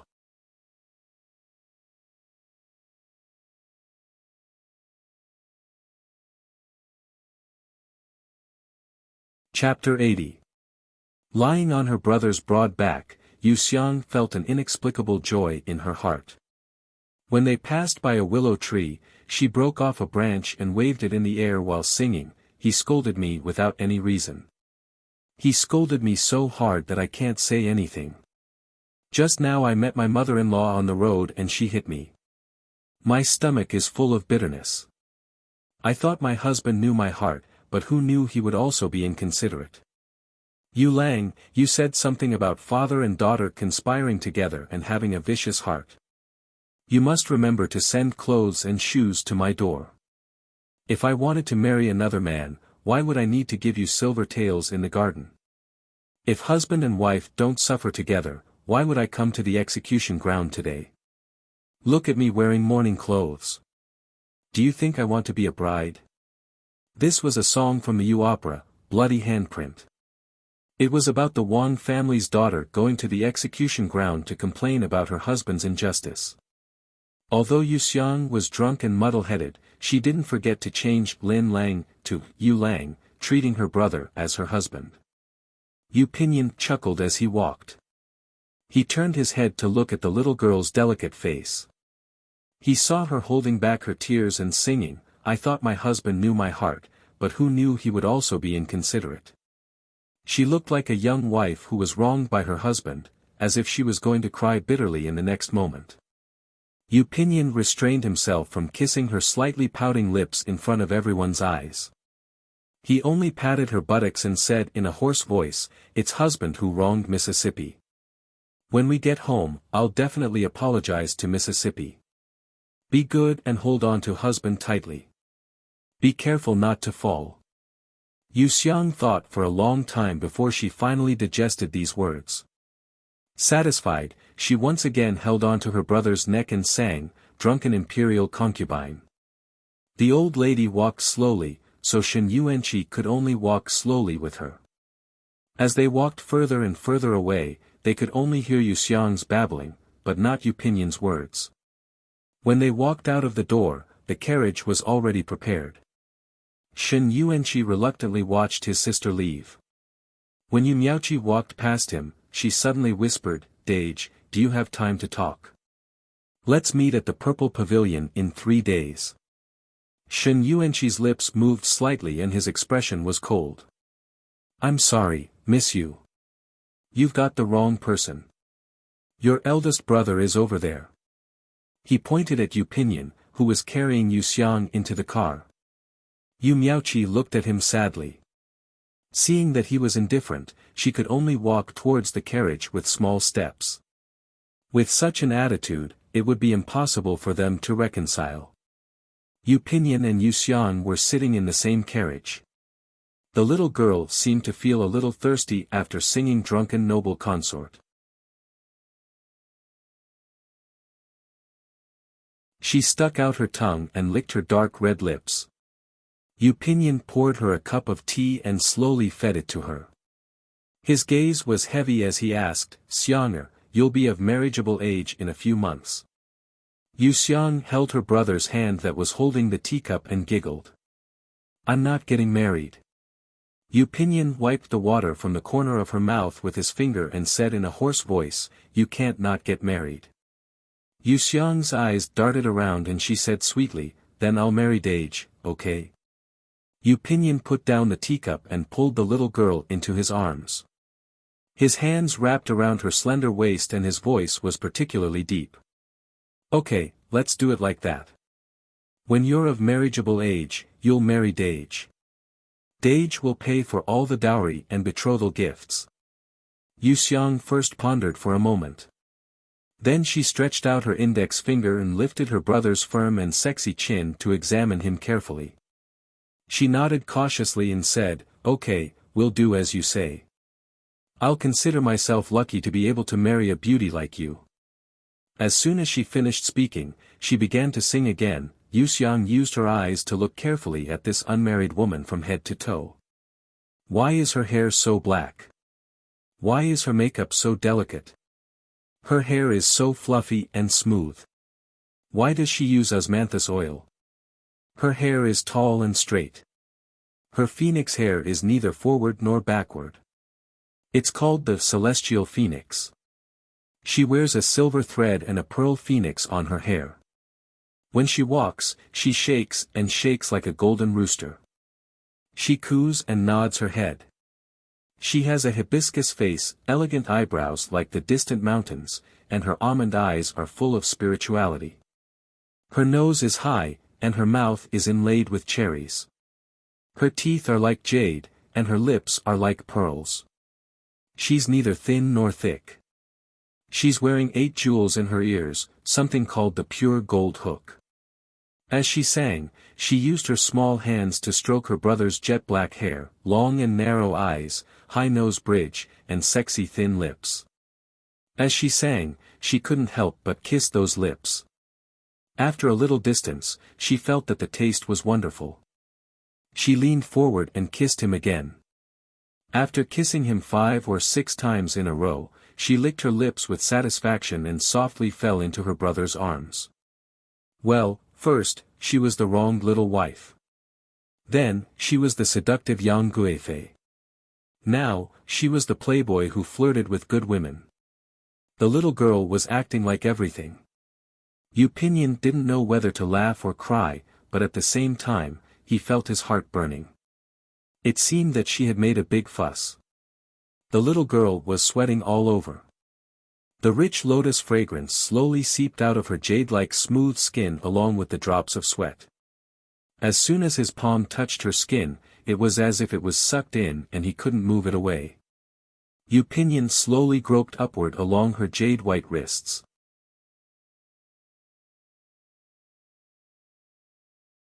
His fingertips lingered on her shoulders for a long time. In the end, he swept off her loose blouse bit by bit. He covered her smooth back with his palms and rubbed it hard. His rough palm rubbed against the shoulder blades on her back. That feeling was indescribably limp and numb. Yu Xiang slightly narrowed her eyes and moaned like a kitten. Yu Pinyin's originally pitch-black eyes didn't have any light at this time. He suddenly pressed the little girl into his arms and madly sucked on her soft red lips. At the same time, his large palm moved from her back to her chest and slowly rubbed her round and perky mounds. For a moment, only the sound of lips and tongues intertwining and heavy breathing could be heard in the carriage. After a long time, Yu Pinyin reluctantly let go of her nimble little tongue and lowered his eyes to see what kind of expression his little sister had. Yu Xiang was completely drunk and confused. After the kiss, she felt that her head lacked oxygen. Smacking her red and swollen lips, she sweetly fell asleep. Her 2 small hands habitually grabbed her brother's lapels. There was no shock, no disgust, and no loss of what to do. The little girl actually fell asleep just like that. Yu Pinyin stared at her for a long time. In the end, he held his forehead and chuckled. The carriage slowly drew close to the marquis household. Tao Hong and Lu Lu rushed over to pick up their master. However, they saw their master wrapped in Master Ho's outer clothes and being carried horizontally by Master Ho. Her little face was buried in his arms and only the tips of her red ears could be seen.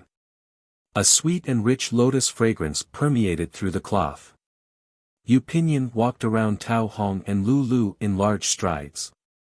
He entered the west wing and said in a deep voice, "Bring a basin of water and a box of snow cream." Tao Hong obeyed and went to fetch water. Lu Lu rummaged through the trunk and took out a box of snow cream.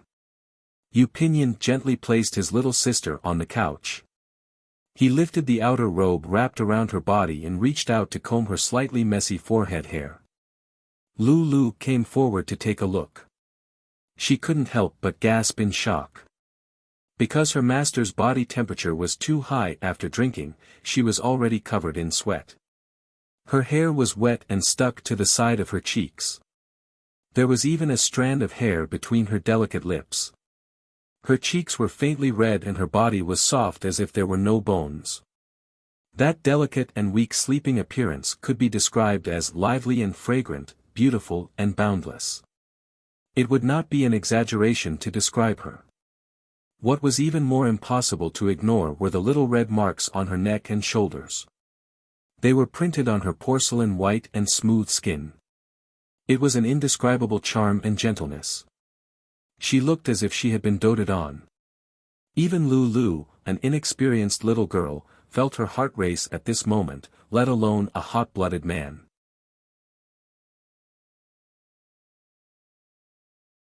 Master Ho would never allow an outsider to treat her master like this. So these marks were all made by Master Ho, right? But they were brother and sister. Lulu anxiously looked at Master Ho. She heard Tao Hong's footsteps outside the door.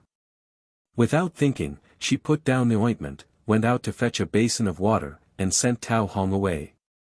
It was fine if she was the only one who saw this terrible scene, but if Tao Hong saw it, wouldn't it harm her? Yu Pinyan's expression was as usual. He gently took off his little sister's shoes, socks, and smock. He wrung out the handkerchief and carefully helped her wipe her exposed skin. After he finished, he applied a little cream and smeared it on the red marks. As long as she slept, these marks would be melted away by the ointment. After he finished applying the ointment, he pinched his little sister's soft little hand and rubbed her full lips. In the end, he couldn't suppress the desire in his heart.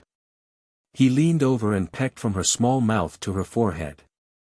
Only then did he sigh and cover his little sister with a thin blanket. Lulu stood stiffly by the couch.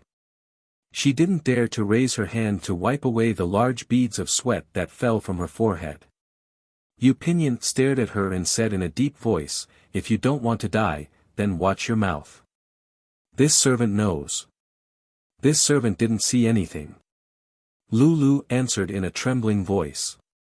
Her head was very low, and she didn't dare to look at Master Ho's handsome face. Only when the sound of his footsteps faded away did she weakly sit down on the bed. Brother and sister incest, what kind of situation was this? She could only blame her little miss for being too beautiful and too clingy. When she saw Master Ho, she was like a pair of conjoined twins. She didn't care about the boundaries between men and women. With such a delicate and sweet person by his side all day long, which man wouldn't be moved? Lulu was exasperated at her master's failure to live up to her expectations. She waved her fist at her master on the couch and resigned to her fate as she went to pour water. When Yu Xiang woke up, it was already evening. The yellow sun hung in the west, and the sky was covered with large patches of fiery clouds. It looked very magnificent. She stretched lazily and stared at the clouds in the sky in a daze. Lulu came in to help her dress. After hesitating for a while, she suddenly asked, "Miss, do you remember what happened after you got drunk?" It would have been better if she didn't ask. Once she asked, many blurry scenes poured out. The scene that left the deepest impression was that she was humming "Flower as a Matchmaker" while teasing her older brother. She even took a few bites from his mouth. Heavens, Yu Xiang covered her face and rolled backwards, wrapping herself in the quilt. Lulu hurriedly pulled her out and asked anxiously, "Miss, what did you remember? Quickly tell this servant."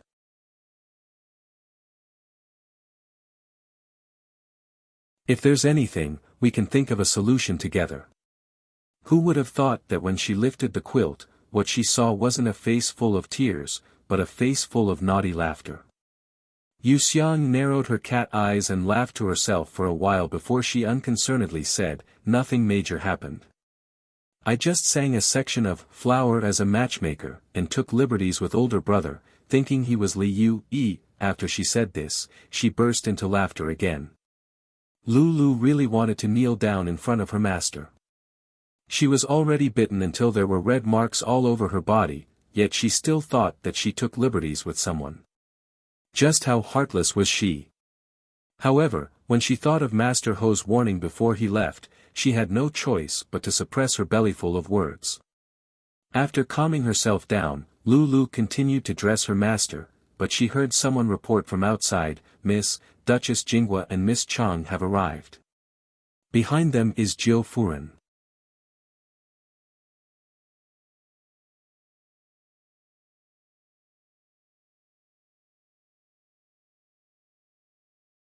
Chapter 81. Yu Xiang put on her clothes and sat in front of the dressing table to draw her eyebrows. After a while, Madame Sun arrived and shouted as soon as she entered the door, "Xiang, Aunt's good Xiang, why haven't you sent money to the residence for a long time? Your uncle and I almost don't have enough to eat." Hurry up and give me the money. I'm going to adopt Lin Laowu's son under your uncle's name. Lin Laowu insists on 600 taels, otherwise he won't let him go.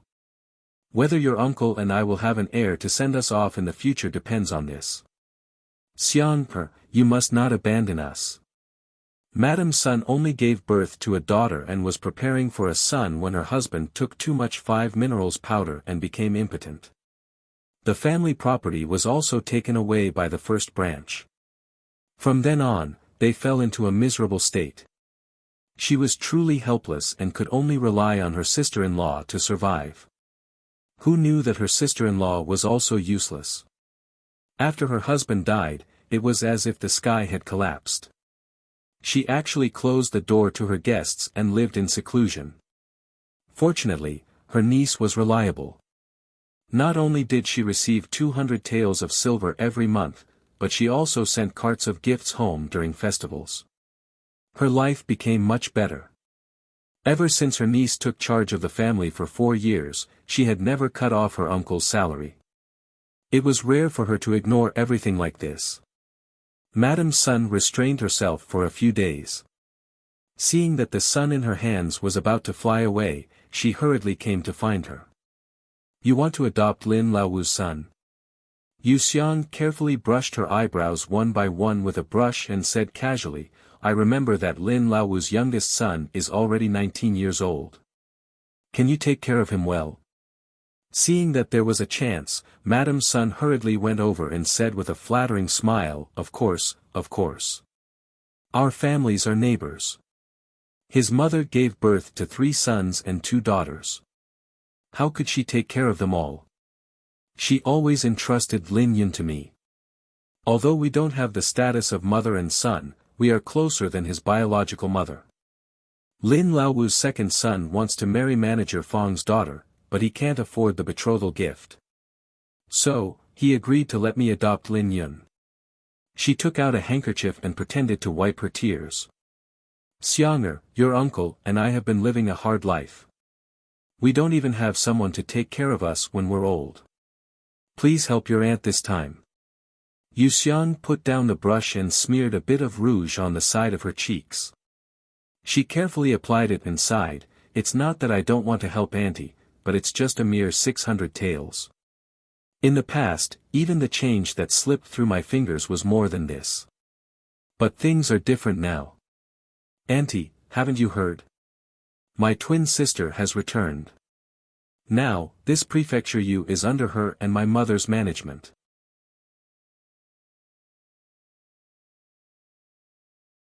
There's nothing for me to do. What? How many days has it been? Have they not thought of sending you and uncle any money? I've already told you about it.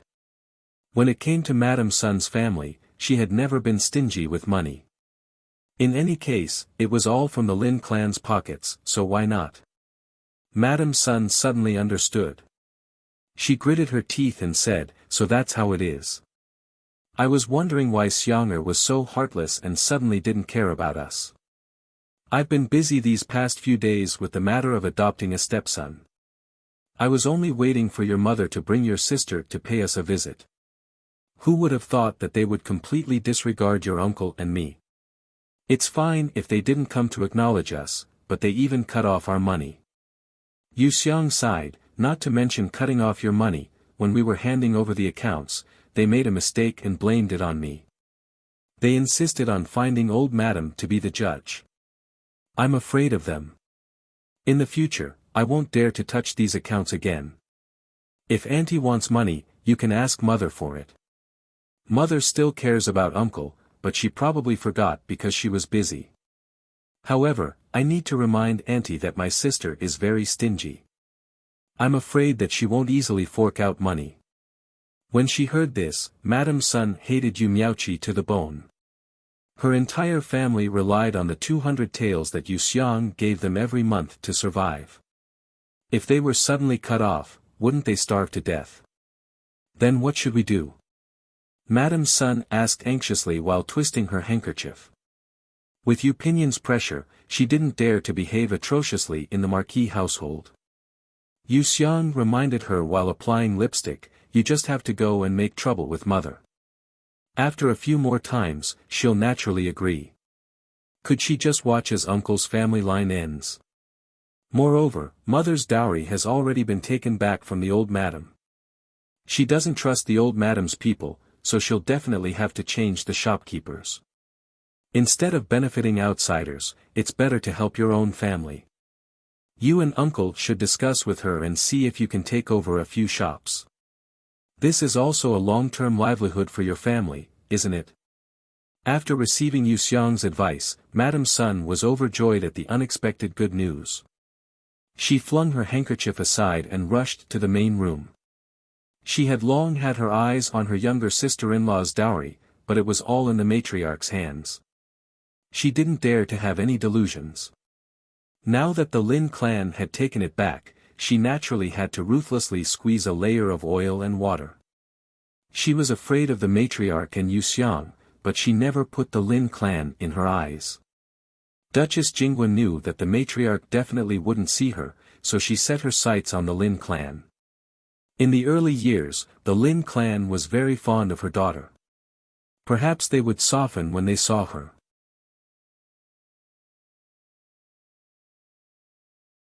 When the Lin clan saw Chang Yafu, sure enough, they were extremely happy.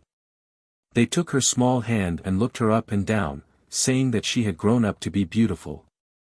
Duchess Jingwa saw that the atmosphere was just right, so she asked tentatively, "Younger sister, Fu's mourning is about to end, and Yen is already 21 years old. Shouldn't we hold a wedding? If we delay any longer, when will we be able to hold a grandson?"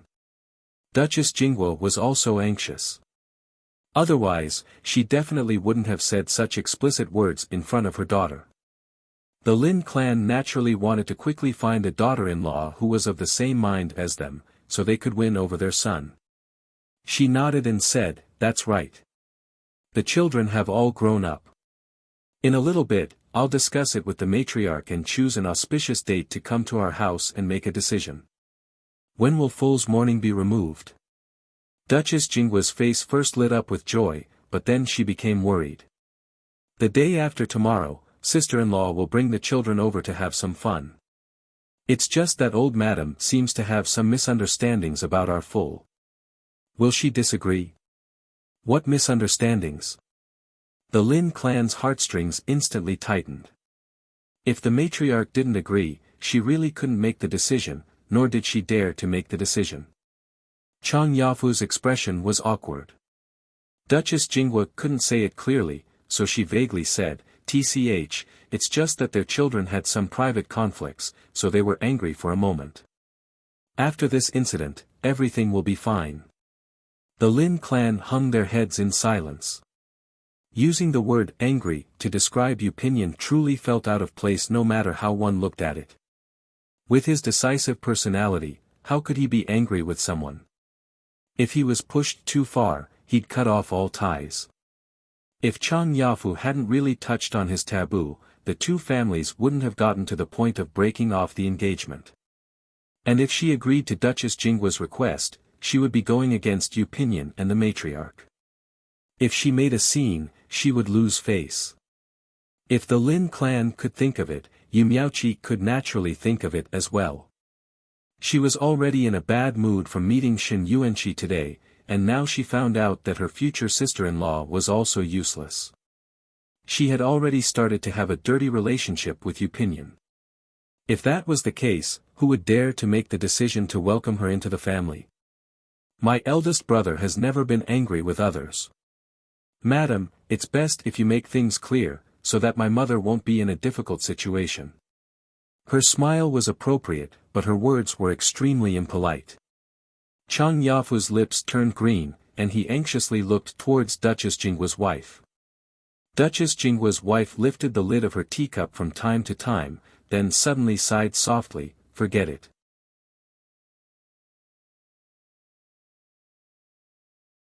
No matter how much I say, I'll just be asking for a snub. Whether this marriage succeeds or not will depend entirely on your family Yu. But for better or worse, our two families have been friends for several decades.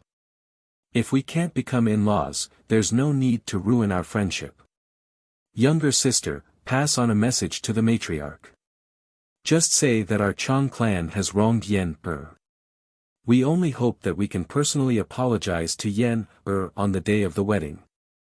Seeing that Duchess Jinggua's wife was so understanding and reasonable, the Lin clan sighed in relief and repeatedly said that they would definitely pay a visit on the day of the wedding.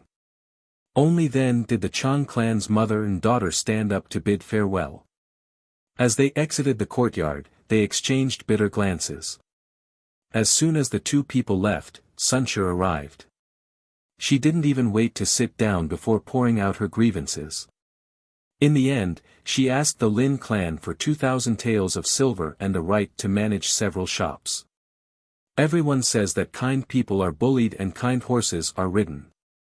Sunshine couldn't afford to offend Yuxiang and the matriarch, but she treated the Lin clan as a soft persimmon that she could bully however she liked. The Lin clan truly loved their younger brother. They only hesitated for a moment before going to open the dowry, but Yu Miaoqi firmly held them back. The Lin clan had fallen ill, so Yu Miaoqi had been taking care of the manor's affairs and dowry these days. She didn't know why, but the shops that were flourishing in Yuxiang's hands were experiencing serious losses in just a month after she took over. If it wasn't because of a problem with the supply of goods, then it was because the customers were making a fuss and it was difficult to clean up. She also fired several experienced shopkeepers in succession. With no one to deal with these problems, they became bigger and bigger.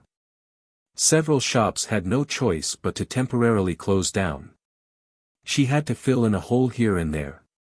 The money in her purse had long been unable to make ends meet. Where would she find 2,000 taels to give to this family of blood-sucking leeches? Moreover, she had already heard clearly about what kind of person her uncle was from Mama Kim. The Lin clan's large foundation had almost been squandered by him. How could her small shops be enough for him to squander? No, she wouldn't give him the money, and she definitely wouldn't give him the shops. When Sunshine saw that her attitude was so firm, she immediately began to make a scene. The maidservants waiting outside the hall first heard a series of loud bangs, followed by Sunshine's vulgar curses. She said things like, "Who do you think you are? You're not even worthy of carrying Xiang'er's shoes. Where did you find this bastard child in the Lin clan? Hurry up and throw him back." All kinds of curses were incessant, causing the servants passing by to stop and listen.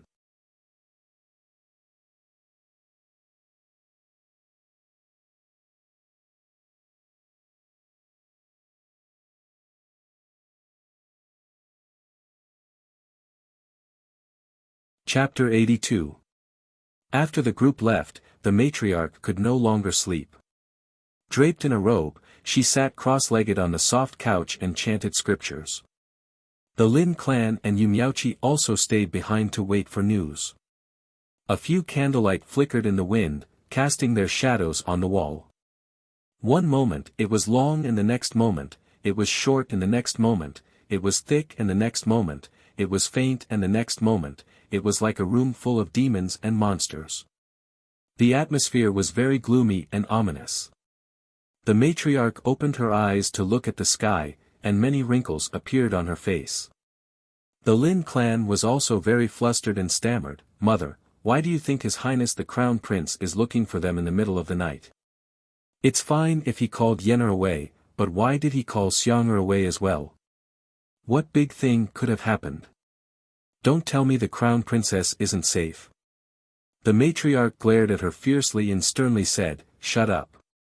Everything can wait until the children come back." Yu Miaoqi's brows moved slightly.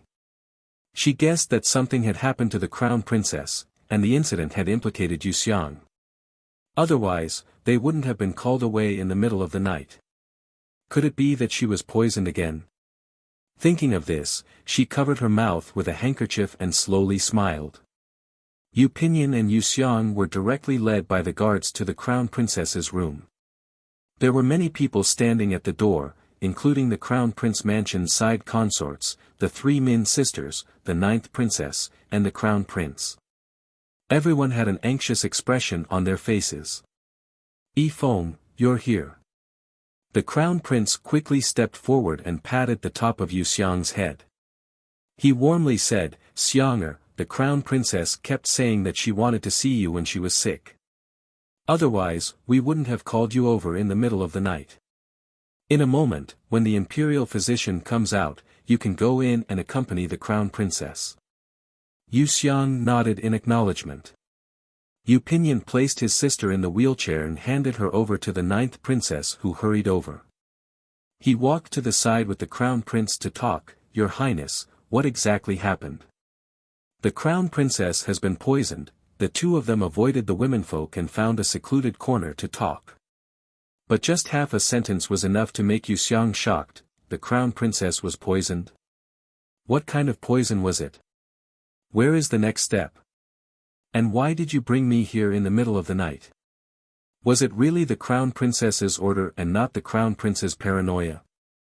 Yu Xiang's forehead was covered in a thin layer of cold sweat when he thought of the exorcism grass that he had given to the crown princess today. The 9th princess didn't know anything about this matter. Su Ce Fei and the others didn't say anything.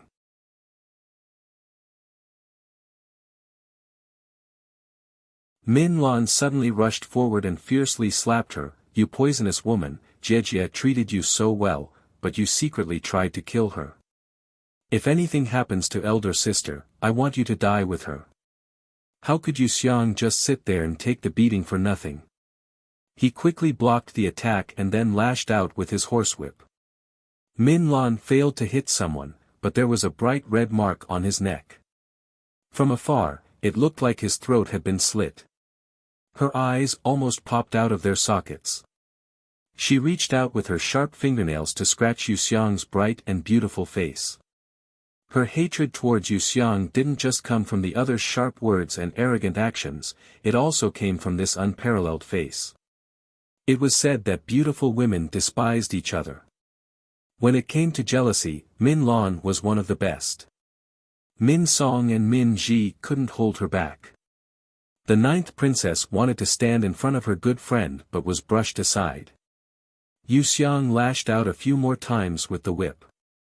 This time, she wasn't polite and all the whips were aimed at Min Lan's face. Min Lan didn't have the mind to pinch people and hurriedly covered his head to dodge. The scene was a bit out of control. Su Ce Fei wanted to go forward and stop them, but Yu Xiang stopped first. He sneered, the Tai is still inside taking the pulse. What are your intentions in making such a ruckus? Are you intentionally disturbing the Tai? If you have something to say it properly. Don't get physical. When it came to getting physical, who could beat her? Even if his leg was broken, Yu Xiang was still an existence that couldn't be provoked. Min Lan calmed down. She rubbed her scarred arm as she accused in a low voice, Yu Xiang, don't pretend. If it wasn't for the poison in the potted plant you sent, Jie wouldn't be bleeding so much. Where is she bleeding?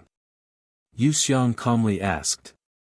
With her brother protecting her, she wasn't scared at all. Her nose is bleeding. It's already been bleeding for many hours.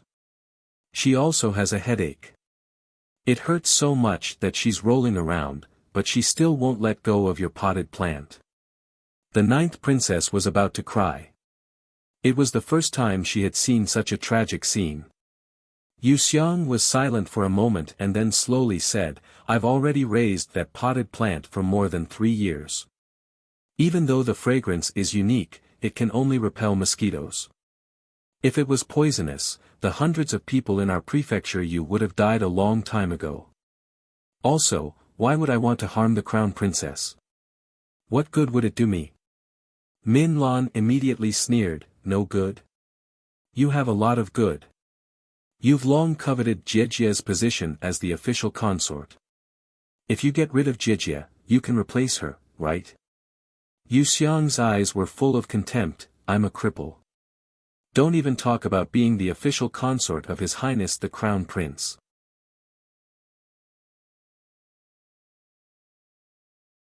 Even if I married into a normal family, they wouldn't want me. All the noble maidens in the capital would stand in a row for people to choose from.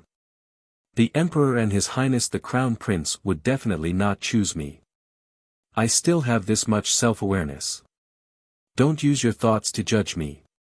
I'm not as ambitious as you. These words were too reasonable and no one could refute them. What was even more embarrassing was the last sentence. It hit the nail on the head.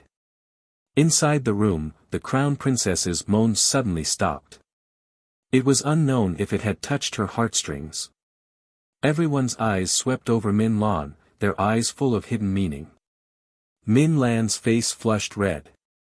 She pointed a trembling finger at Yuxiang. Her lips trembled, but she couldn't make a sound.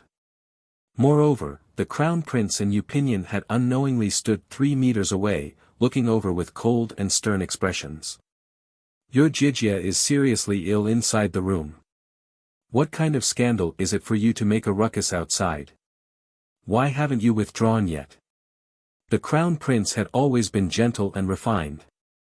When his face suddenly darkened, it was truly terrifying. Min Lan's eyes were filled with tears. She raised her head to stare at the Crown Prince's handsome face.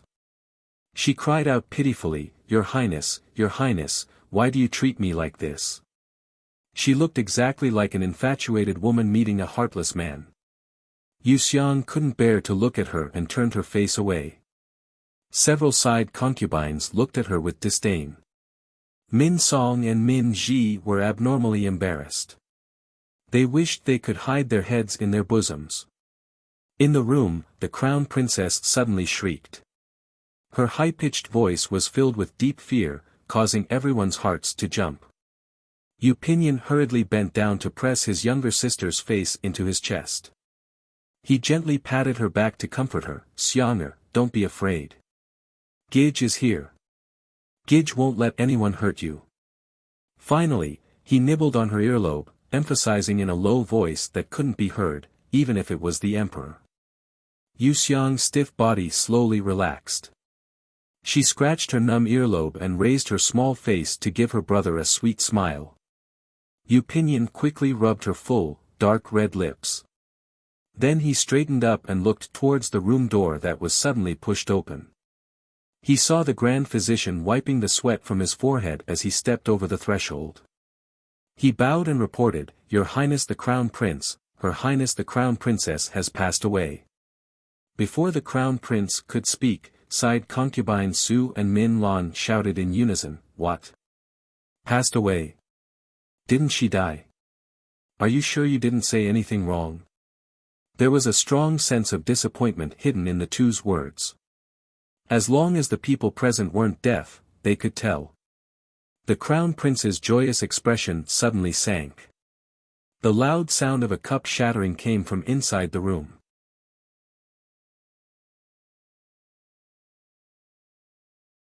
The Grand Physician faintly glanced at the two and nodded, saying, Yes, the Crown Princess wasn't poisoned.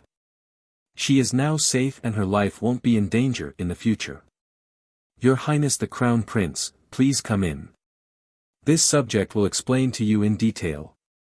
The Crown Prince immediately followed him inside. Yuxiang craned her neck to take a look. Her heart felt like it was being scratched by a cat. Yupinian grabbed her chin and turned her face around. He whispered, Don't look around. Gij will tell you what you want to know when we get back. The Crown Princess being safe should be related to the potted plant you sent.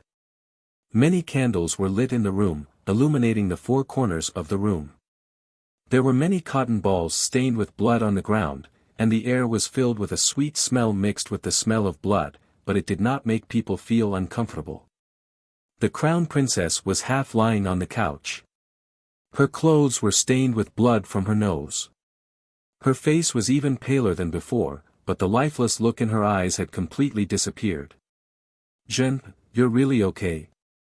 In the end, they were a young couple. The Crown Princess' position in the Crown Prince's heart was irreplaceable. When he saw her bright eyes, he was so moved that he almost cried. The Crown Princess was already crying.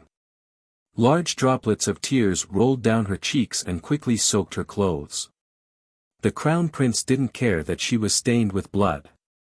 He held her in his arms and carefully examined her, as if he couldn't get enough of looking at her in this lifetime. The Grand Physician lowered his head and listened to the couple talk. When he saw that they had finished speaking, he walked forward with a small teacup.